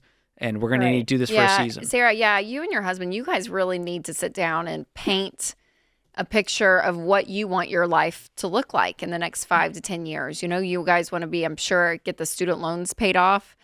You want, that's a goal that you're going to have. You want a goal to, I don't know, pay off the house. Like, I don't know, like you're a nuclear family. Save up for our kids. Yeah. You and your husband very tactically need to start creating some goals of what you're shooting for, because you're making obviously an incredible income. So you don't want it just to like disappear, whether it's going to the in-laws or not. And you want it to go as far as possible, because there is major things that you can do in your life with this income. And one of those could be, I'm just saying with an asterisk, could be being generous and giving some away to whoever, fill in the blank, right? But you don't even know where the money's going, what's happening, because you and your husband are not united. And so you guys need to unite as a household. This is what we're doing with money. And in that conversation is, again, which I'm sure you have expressed to him, your disdain and how pissed you are that all of this is happening, and it makes no sense. It's not logical. It's unfair to take a 23-year-old son's word and hold it over his head for the rest of his life and their life. Like, none of this is logical. So let's just say it out loud, and we need to get on the same page. And then from there, as a united front, then that's when he needs to go and talk to his parents. But I think that's the second issue. I think the first issue is you guys are just fractured all over the place, Well, we did have a very intense, serious conversation, and his take was, well, we'll just give your parents money too. So I guess it's our goals are not aligned. He's not looking to save big. He's looking to give out all of our money. Yeah. And that's, and that's not okay with you. And you're part of the household. So your voice is just as important as his. So how is he just giving them money? Does he have a checking account that his money goes into? Okay. We put half of our money, half of our paychecks go into our joint account, and half of it is in our own personal. Yeah. So he was just sending it directly from his personal account. So that's a breakdown. Do you know what I'm saying? Everything needs to go into one account. Y'all need to close your separate accounts. You guys need one account that you're functioning out of so that you are a united front. And this is the fracture that happens when couples, start to separate finances, because it's quote unquote his money is what he believes, and he's emotionally believing that because emotionally it is his money. It's in a different account. Your name's not on it. And so what that does, it starts to break down the relationship. And that's what we're seeing right now. And so that probably will make him feel very uncomfortable, that piece of advice to be united. But I think it's a deeper goal for your marriage. Do you know what I mean? Like the health of that is really important. And then out of the health of the marriage, we can make these big, decisions that are going to create conflict with family. But at least we're doing it united. And so let the money goals be the villain instead of you. And say, hey, we have big money goals we're trying to achieve. We got to pay off all this debt. We're not going to wait 10 years. We're going to do 18 months. Well, now all of a sudden, you don't have the money to give them, do you? Yeah, because it's all going to student loans.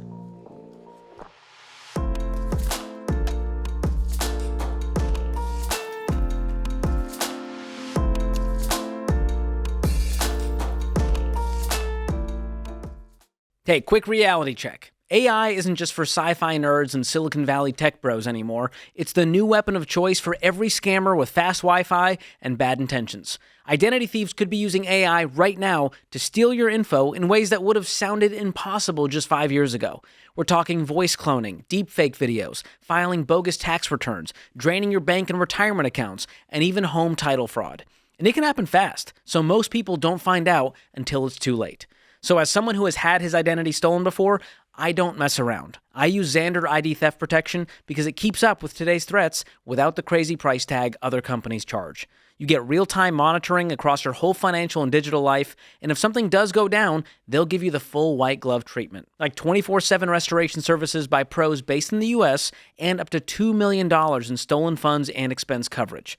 So you don't need to live in fear, but you do need to be smart about protecting your identity from thieves. So go to Xandr.com or call 800-356-4282 and get yourself protected today.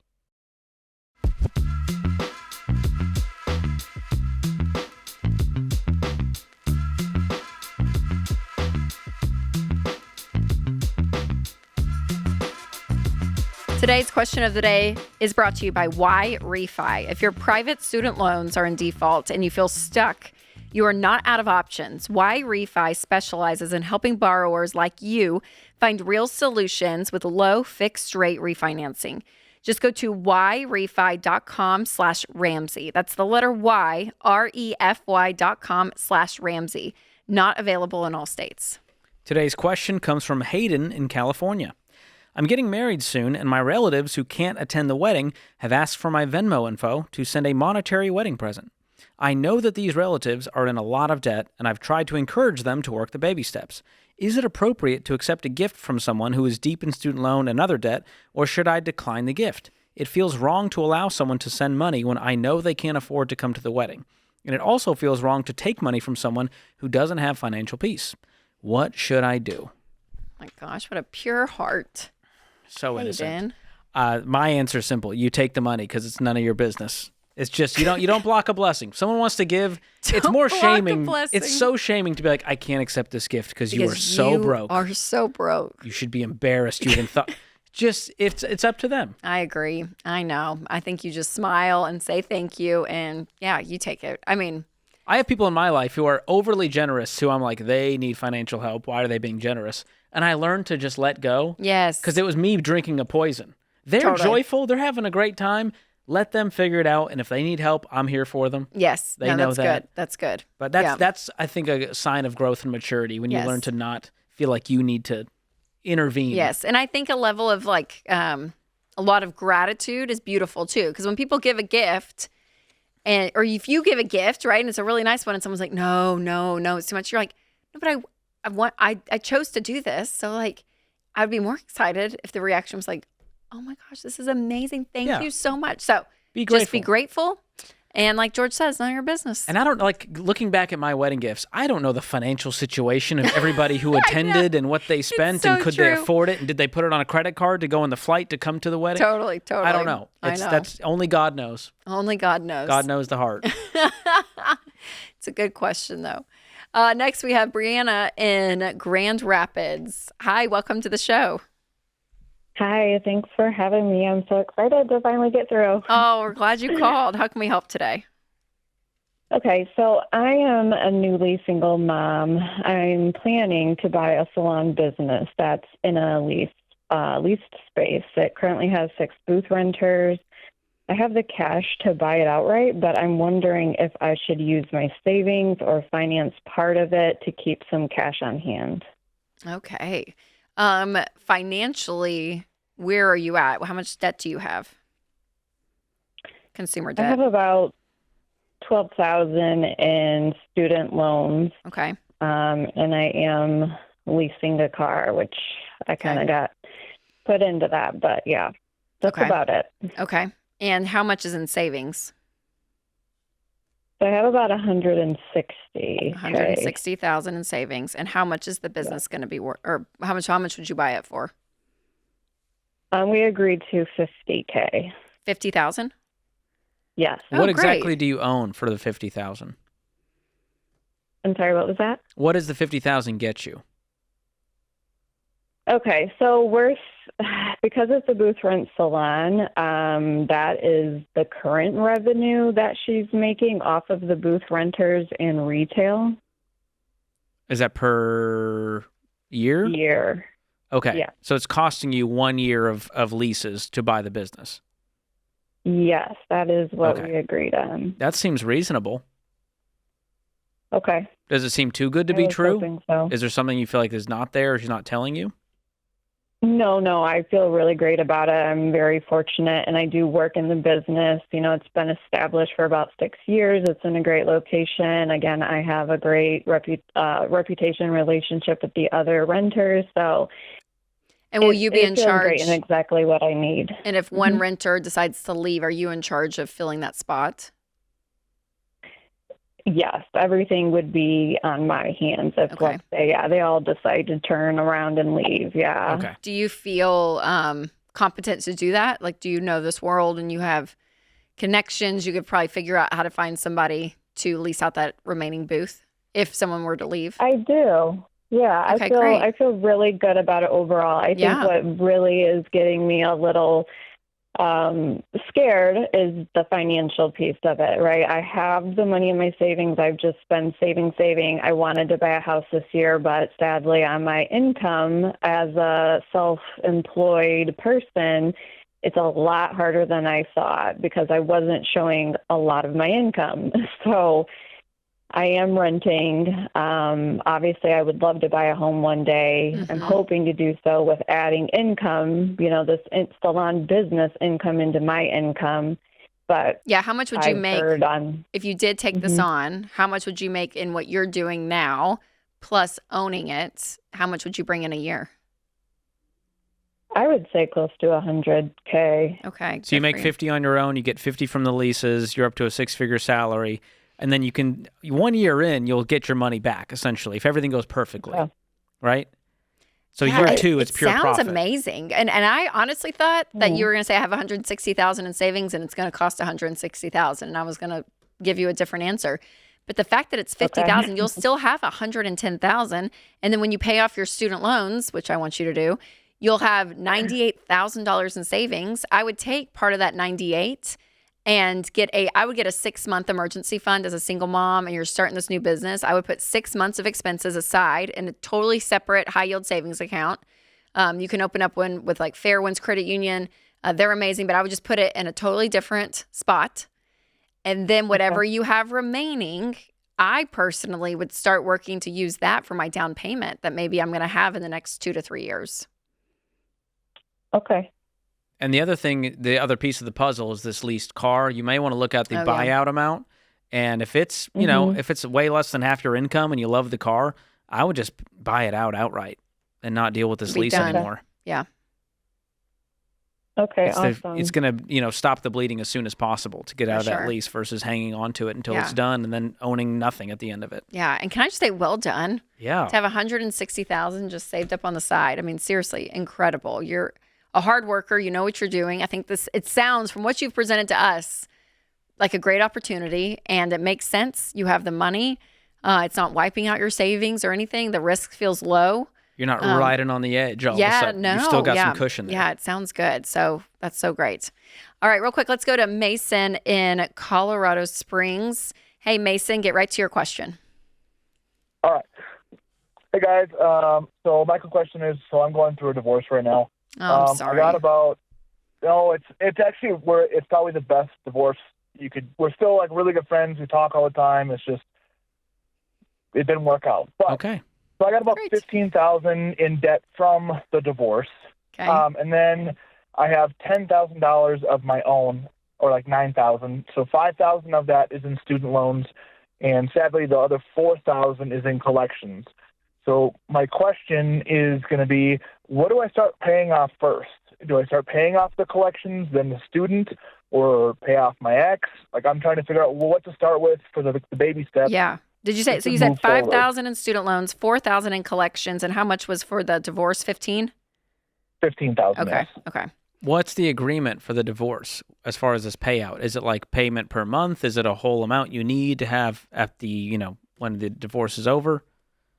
No, finalized? Just per month. Just per month. Like I said, it's a really, I guess you want to call it clean divorce. It's really good. So is it like $1,000 per month for 15 months? What was the agreement?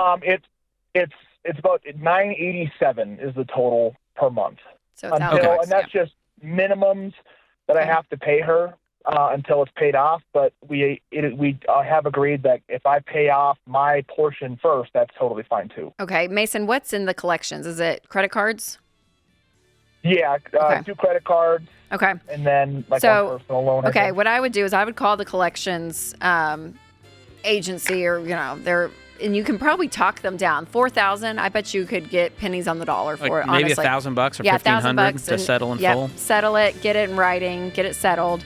And I would just work down the debt snowball. So I would do the collections, I would do the student loans, and then that $1,000 a month, be paying that, stay current on it, and then when you get to that 15,000, put as much as you can to get out of that divorce debt as fast as possible.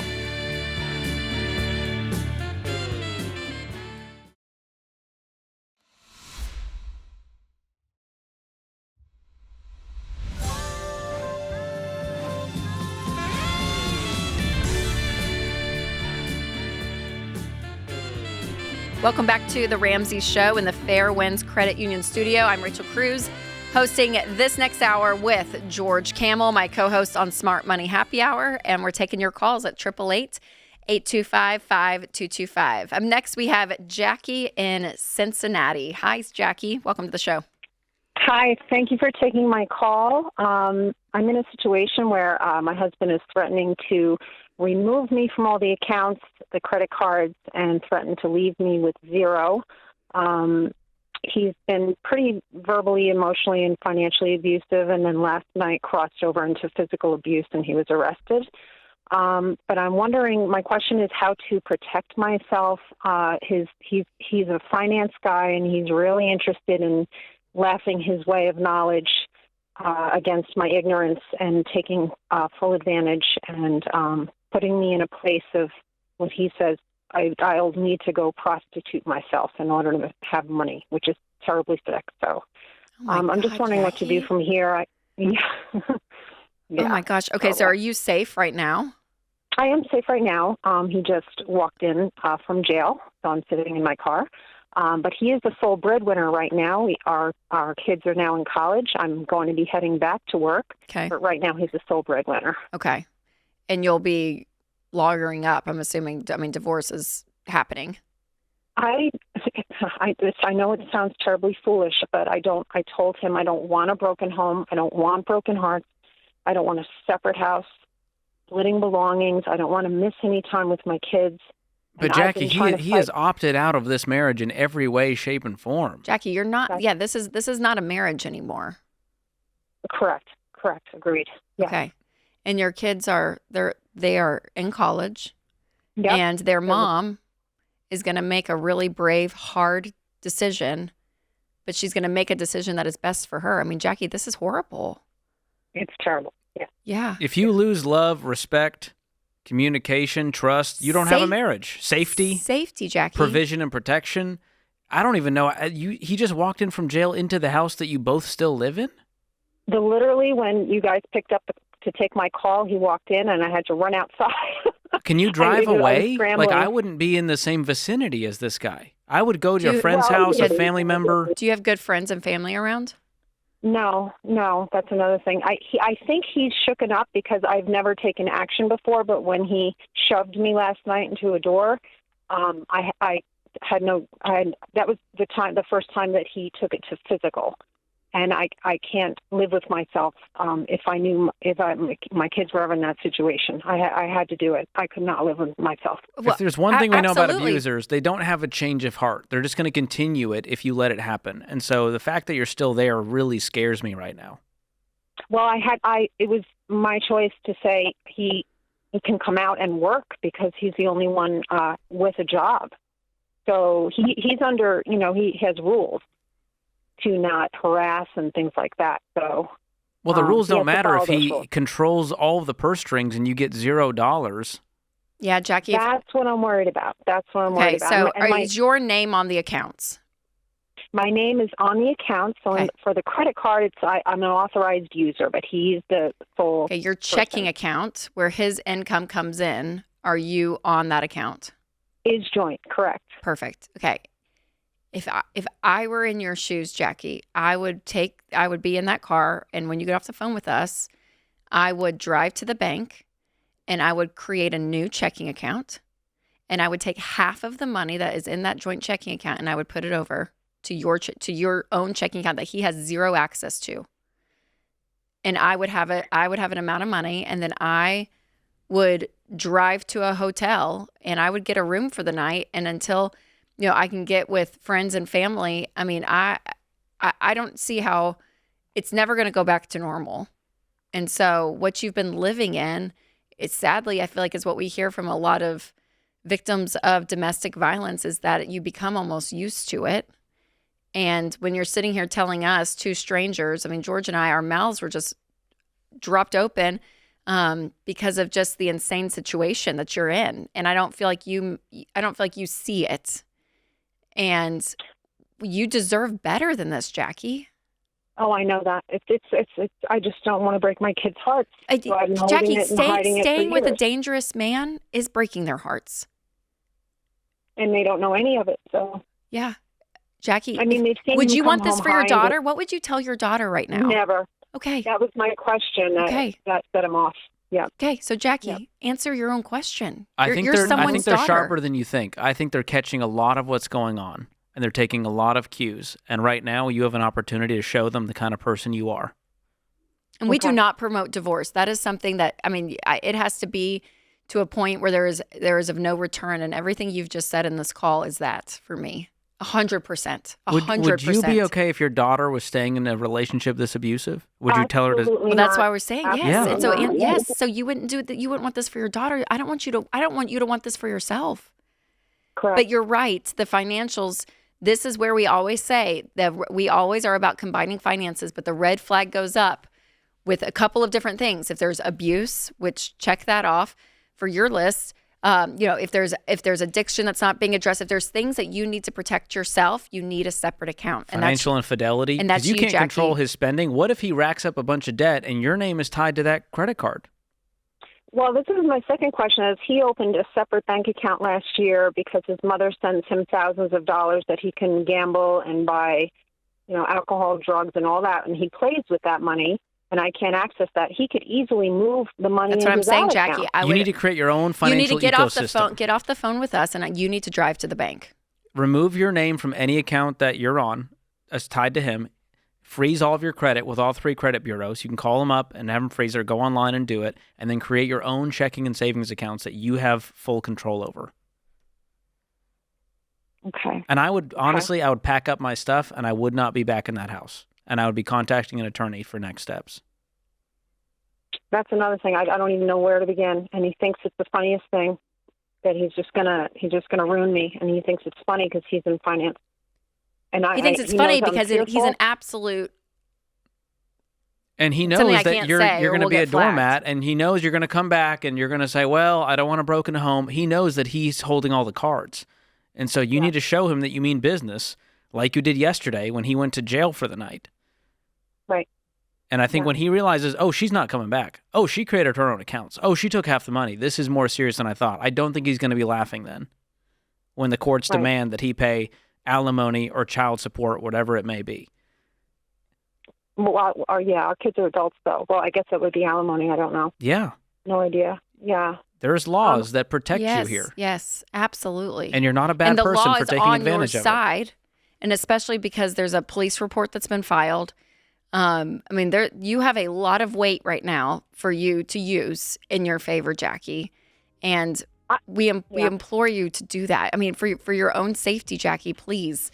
I'd have a restraining order against this guy, let alone letting him walk back into my house after he hit me. He's a manipulator, an abuser. It's every red flag you can imagine, Jackie. And so just hear that from two strangers that it's so clear to us. And my fear is that it's not clear to you. If wherever you are, Jackie, join a local church, get a community around you who's willing to support you. You need people in your corner right now. I'm so sorry.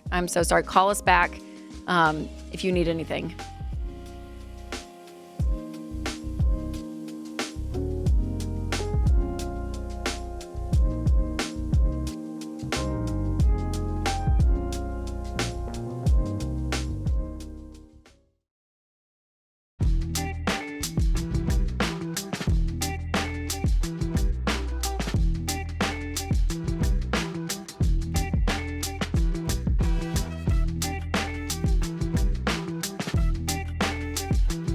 Buying or selling your home is a big deal. And with all the clickbait headlines and conflicting data out there, it's really hard to know what's actually happening in the housing market. And so we are here to help you with the latest trends so that you can easily understand what is happening. So median home prices have dipped a little bit last month to about $426,000, and a typical season shift as we head into fall. And buyers have more options and negotiating power while sellers face more competition. So if you are in the buying market, you're in the green light. So mortgage rates have also dropped slightly to 5.5% in September, giving some buyers some breathing room. And since rates are unpredictable, the best time is when you are financially ready to buy a home, not just when rates drop. So obviously it's in your favor when that happens. But if you are ready to buy a home, go ahead and get into the market.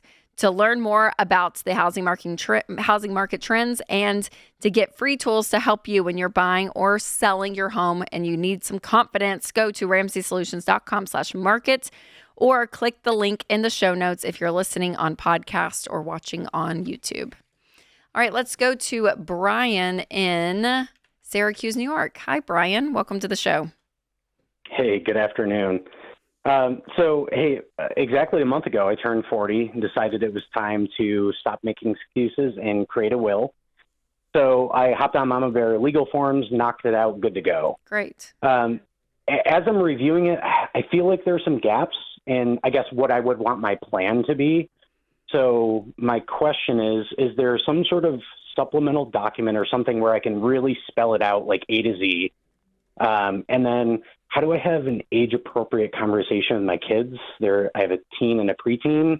I can't imagine anything's going to happen anytime soon, but how do I begin to have those conversations so when it does happen, there's no surprises and it's just pretty straightforward and we're good? Yeah, no, those are some great questions. Well, I think from the relational standpoint, I think having an age-appropriate conversation with them is a great idea, especially if they're old enough to kind of understand how life works. And preteen and teen, I feel like they're always smarter than we give them credit for what they can and what they can handle too. I do think it could be a good discussion. I mean, I feel like my parents did that. I don't remember like a formal sit down, but it sounds morbid, but I think we always knew who we were going to go to if something happened to mom and dad. Like, I think that was always kind of a known thing. And weirdly, I feel like it kind of gives you a little bit of security as a kid that, I don't know, because it's usually obviously people that you love. It was our aunt and uncle for us. And so I think, talking to them and again, you're sharing it. You're not trying to scare them.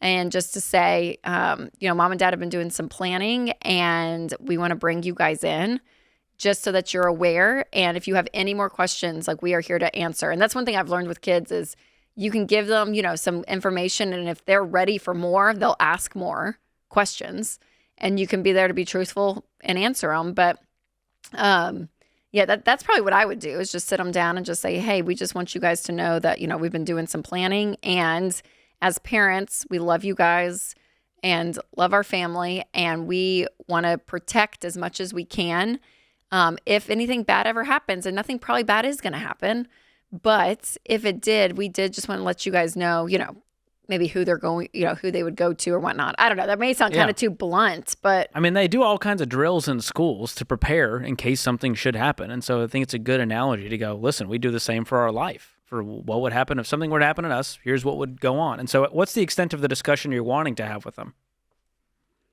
It's just, I'm thinking I won't need this for another 50 years anyway. I certainly hope, but it's just, so it's just me. And my brother is the executor. And it's honestly, it's a big thing. Like my house, it would go to them, but they're 12 and 14. What in the world are they going to do with a house? Oh, sure. Well, it would be held by the executor until it's time. And once they're adults, then they would have access to those assets. And so, there are situations as you get older and as you build more wealth, you can then move into a trust where you can get a little more fancy and complicated. But a will can do a whole lot. I mean, you can add a whole lot of clauses in there, just you add as much detail as you want. Yeah, so maybe I need to go back through because I can edit for still quite a while. Yeah. And add some more detail. Yeah, that's really the biggest thing. I don't think my net worth is high enough where a trust makes sense right now. Mm-hmm. But at the same time, I don't know that I would want to hand them the keys, when they're 14 and 16. No, hopefully they're in their 60s. And legally, they wouldn't just get a house. Yeah, they wouldn't get it until 18 or unless specified otherwise. Yeah. Yeah. So that would be something to think through, whether it is a home or any cash available, when you would want that to be available to them, right? At what age would you want it specified for college? I mean, if you have college funds, all of that as detailed as possible, I think is a gift to those, if the will ever has to be activated, that you're able to well, that's for them what to I'm know. looking for. Yeah, I think maybe I need to go back through and I could add some more detail. Yep. And then I guess at what level, like how granular should the discussion be with the executor? Who'd be my brother? I trust him. He's great. The idea is I want it all in a document. So if something were to happen, there's just no questions. It's just there in ink.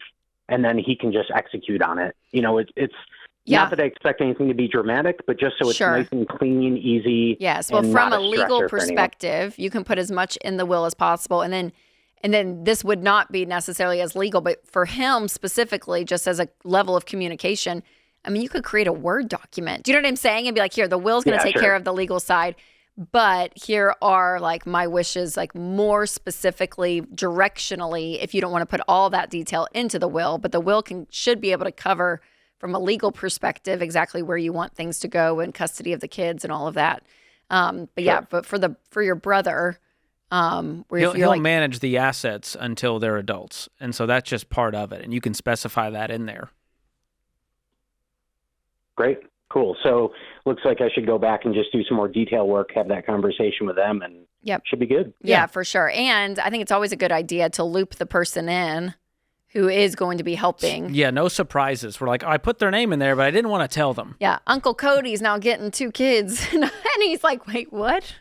You want to make sure they actually are willing and able and agree to it. Yes. That's part of it. For sure. But you're doing the right thing, Brian. I'm really proud of you, man. Yep. Awesome. All right, let's go to Jada in Atlanta. Hi, welcome to the show. Hi, Rachel. Hi, George. Hello. How can we help today? So I was wondering if I should pause the baby steps and save up some money for a new car and some other things. Just some background. I'm recently divorced and I have a 2-year-old, so I don't have a lot of time to do side hustles. I do try to do Uber Eats and DoorDash, but there's about so much I can do. Yeah. How much do you make, Jada, from your job? I make about $55K a year. Okay. And how much debt do you have? I have about $47,000 in debt. Okay. What are those debts? About $3,000 is for medical bills. I have about $3,500 on a credit card. I have $1,000 left on my transmission that I have to pay off because my car broke down a couple months ago. Mm-hmm. And then the rest is student loans, about $35,000. $35,000. Okay, perfect. When you're doing your budget month to month, do you have any margin at all? Like a couple $100 even? Maybe $200. $200. Okay. It kind of varies. And any savings? No. No savings. Okay. And how's your car doing right now? It's okay. It's definitely not in the best condition, and it makes me want to get something else because I end up having to do like an oil change every 2 to 2.5 months because it burns so much oil. Okay. So could you make this work for another 6 months or so and save up and get a different car? Because I'd be okay with you pausing the steps to get you reliable transportation from A to B. I think I could. I'm hoping I can, honestly. Yeah. I'm not sure, but I hope so. Yeah, well, if it's pausing for a short period of time to see if you can sell your car and save up maybe another extra $1,000 or so, put it with it, that's great. But as long as, if you can put that money towards at least $1,000 savings, emergency savings, I think is the number one goal before you go and try to replace the car. So I'd try to get that $1,000 ASAP.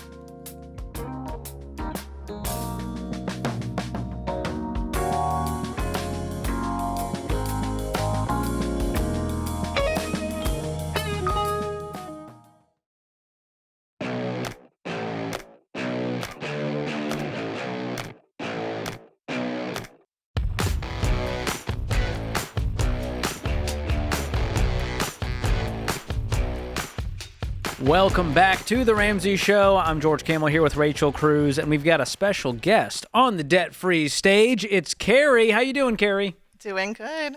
So a little birdie told me that you work for U-Haul, and they are Smart Dollar users. So if you don't know, Smart Dollar is our financial wellness product that we created for organizations for HR to have this as a benefit to their employees to help them get financial peace and take control of their money. And you have gone through that. Yeah. Fantastic. Well, we're grateful you've joined us today. Yes. Where do you live? Phoenix, Arizona. Okay, so great. And how much debt have you paid off? $33,000. Amazing. What did that consist of? That was $25,000 in a HELOC and about $8,000 in credit cards. Oh, incredible. Well, I know some of your coworkers are probably listening to this call, so we're not going to ask your income just to let that happen. Don't make it weird in the break room. No, but how long did it take? Yeah. It took me 18 months. Oh, wow. Fast. Year and a half. Done. Knocked it out. Good for you, Carrie. That's awesome. So what got you started on this journey? So I had credit cards, and that's what I used to pay for anything that I couldn't, pay with my paychecks. So I was paycheck to paycheck and living beyond my means, and it was credit card after credit card. And, that one would get maxed out, I'd get another one. And there was a day where I specifically remember I was in my home gym, and I had my third credit card. It was maxed out. I thought, I'm just going to call them up. Call them and I'll get that increased. And they said, I'm sorry, your debt to income ratio, you don't qualify for any more. Wow. And that was just the moment, something has to be done. Oh. Yeah, when even the lenders are like, yeah, we're not going to let you borrow any more money. You're deep off. in it. Yeah. Wow. Oh and that's when you had this moment of, I got to do something different. Yeah. And then how'd you get connected to us? Was it through Smart Dollar originally, or have you heard about us before then? Yeah, my son was using the app and doing the program on his own. And I thought, I think I've heard about that. I think I've seen something about that at work. So I'm going to check and see.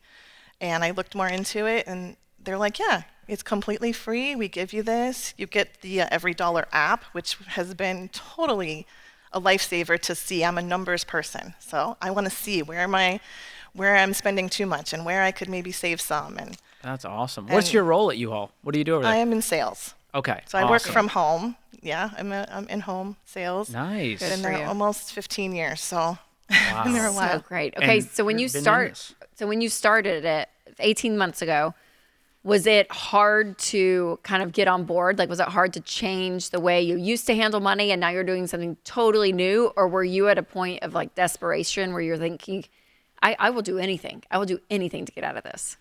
Well, it was a little of both because it was a necessity. I mean, if I was going to not lose my house and not lose my stuff, I had to make the changes. It was a necessity. But it was hard. Of course it was hard. Yes. I was used to living a certain way, and if I wanted to go to dinner, I just put it on credit card and I worry about that later. That's right. And if I wanted to, go out and get something, it wasn't a second thought. So yeah, that's for future Carrie's problems. Yeah. Future We'll Carrie. figure it out later. it came quicker than I thought. Yes. Yes. Okay, so during the time, so the hardest part was probably saying no to yourself of what you were used to. Changing the habits. Yes. Were there people cheering you on during the process? My parents, for sure. Yes. So great. Is this them right there? Yes. So, okay. So if you're watching on YouTube, they're here in the lobby. So great. So wonderful. Wow. What was one of the hardest things that you had to make a tweak to or cut out completely from the budget that you sort of used as fuel of like, one day I'm going to have this back in my life, but right now it's got to go in the name of freedom? I think it was mostly eating out. We used to do that a lot. That was kind of our thing. Like, that was our release. You've had a stressful week or something. You're going to go out and I don't want to cook. I want to, take it easy. And then, I would just do that and then just be like, not think about it.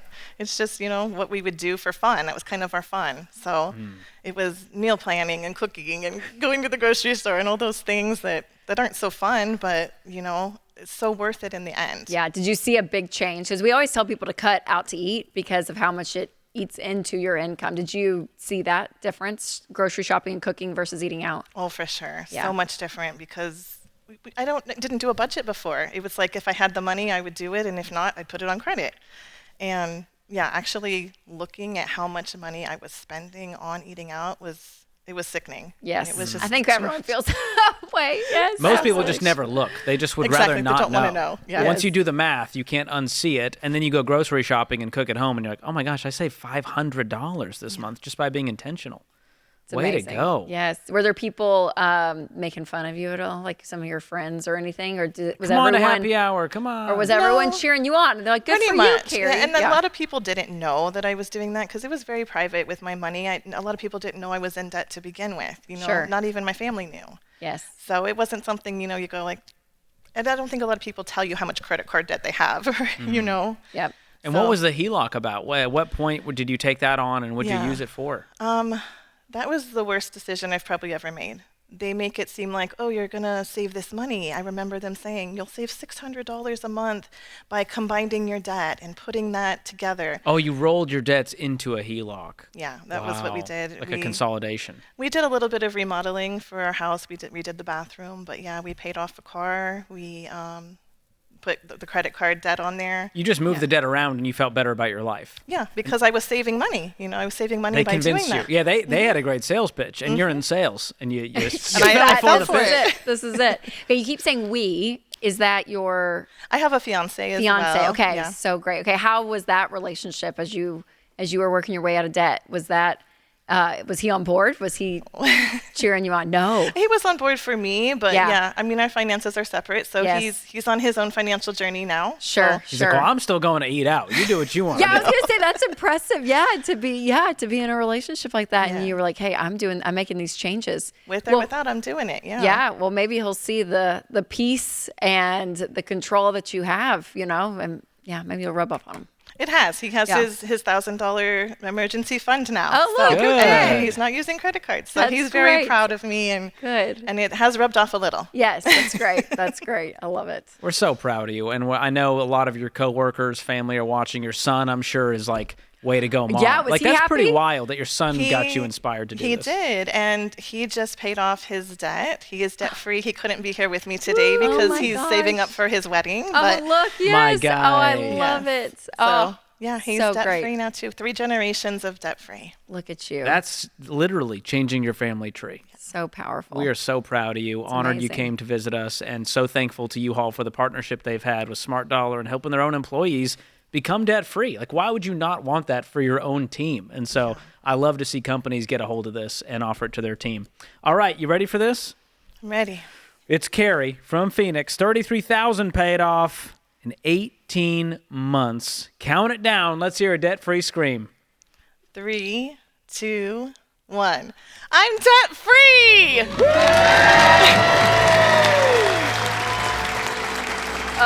Just like that. I love it. Imagine yourself now, and then fast forward 18 months from now.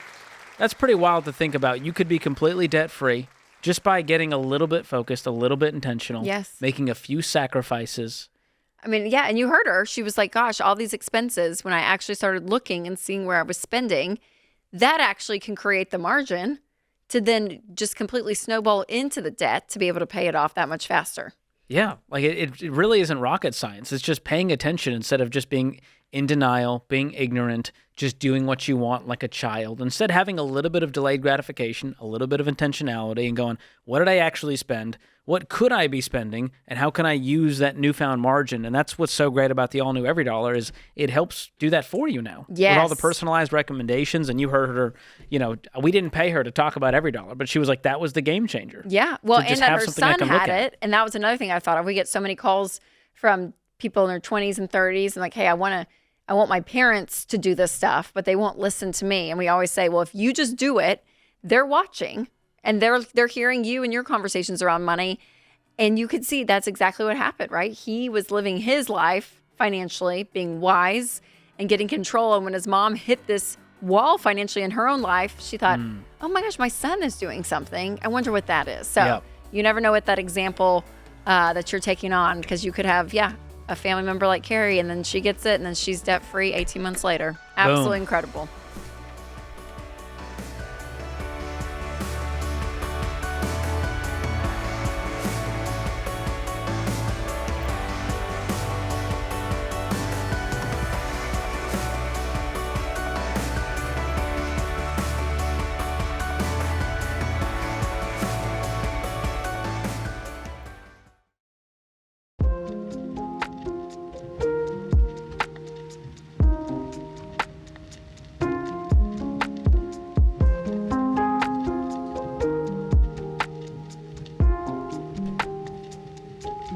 Our scripture of the day comes from Proverbs 24:16.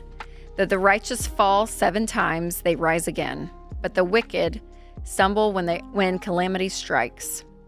Serena Williams says, I really think a champion is defined not by their wins, but how they recover when they fall. Beautiful. Yep. Also easy to say when you win a lot. You know what I mean? It's not all about winning, guys. But I just win everything I do. Yep. Serena Williams. Oh, so great. All right, let's go to Nate in Lansing, Michigan. Hi, Nate. Welcome to the show. Hi. Yeah, thanks a lot for taking my call. Absolutely. How can we help? Well, my wife and I are looking for a little advice here.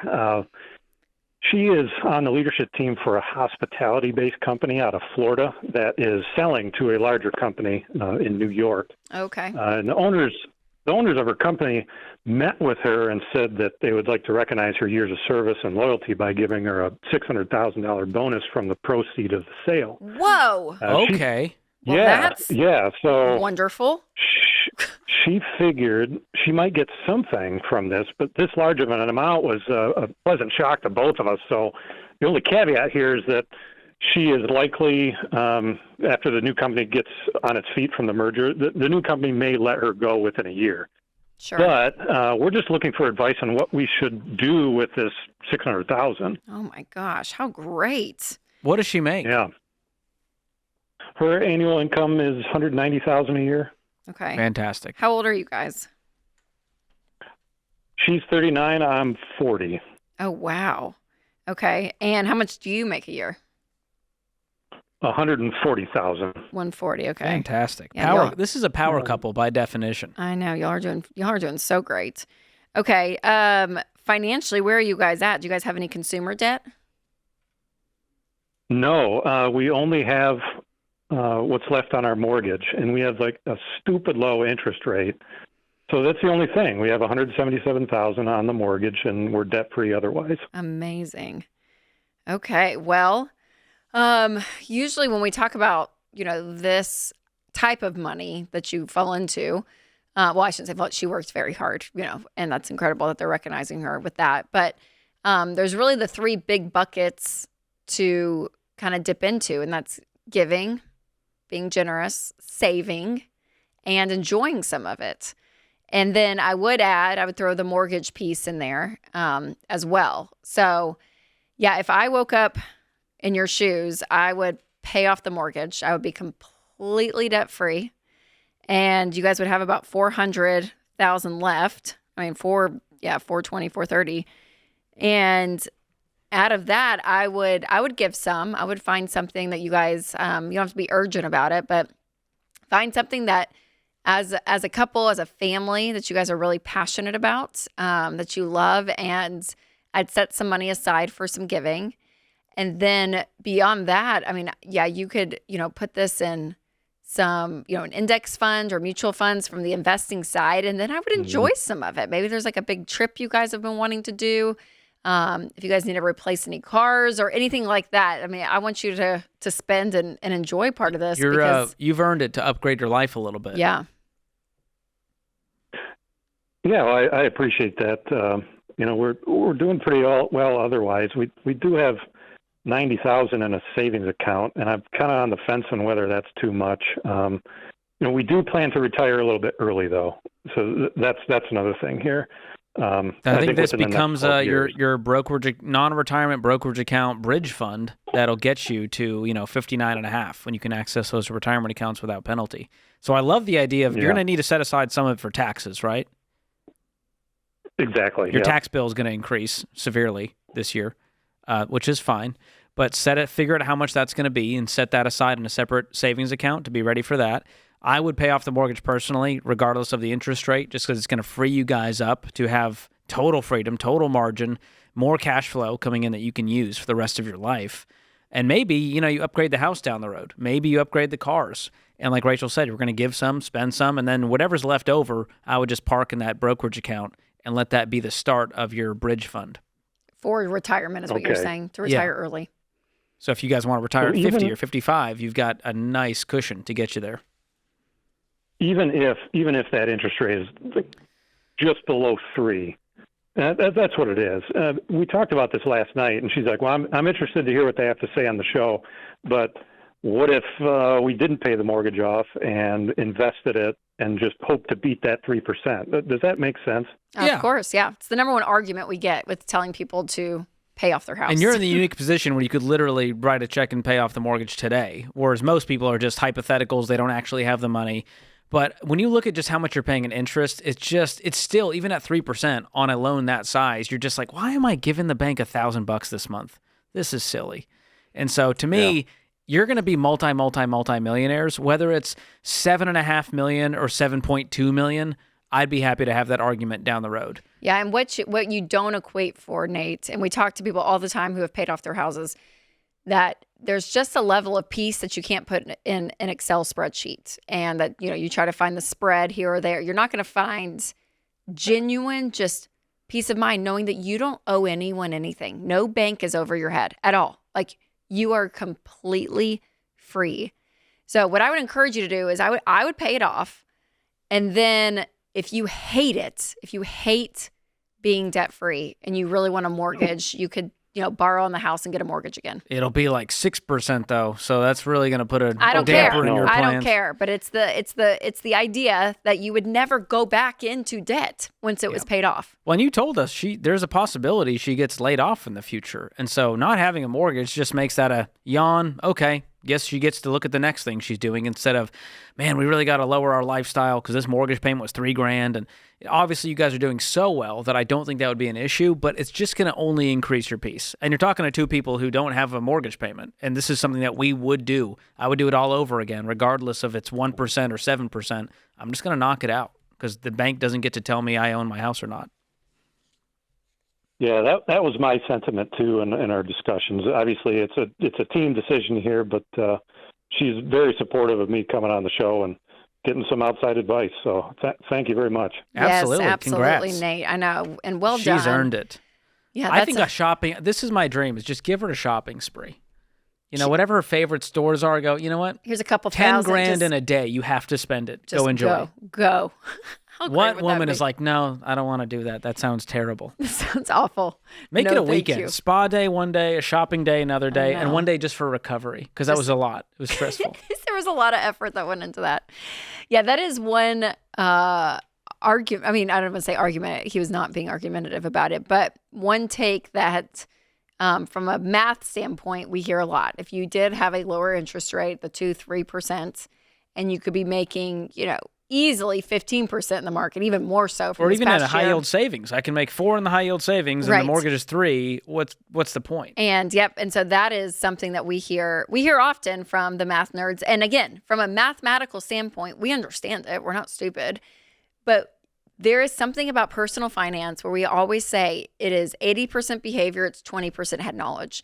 What you do, the person you are handling the money is the bulk of your money problems and your money solutions. And when the person handling the money, aka you are completely free. Scripture says the borrower is slave to the lender. And when you do not owe anyone anything, there is a level of rest and peace and sleep at night that you just don't always get, knowing I have to pay this.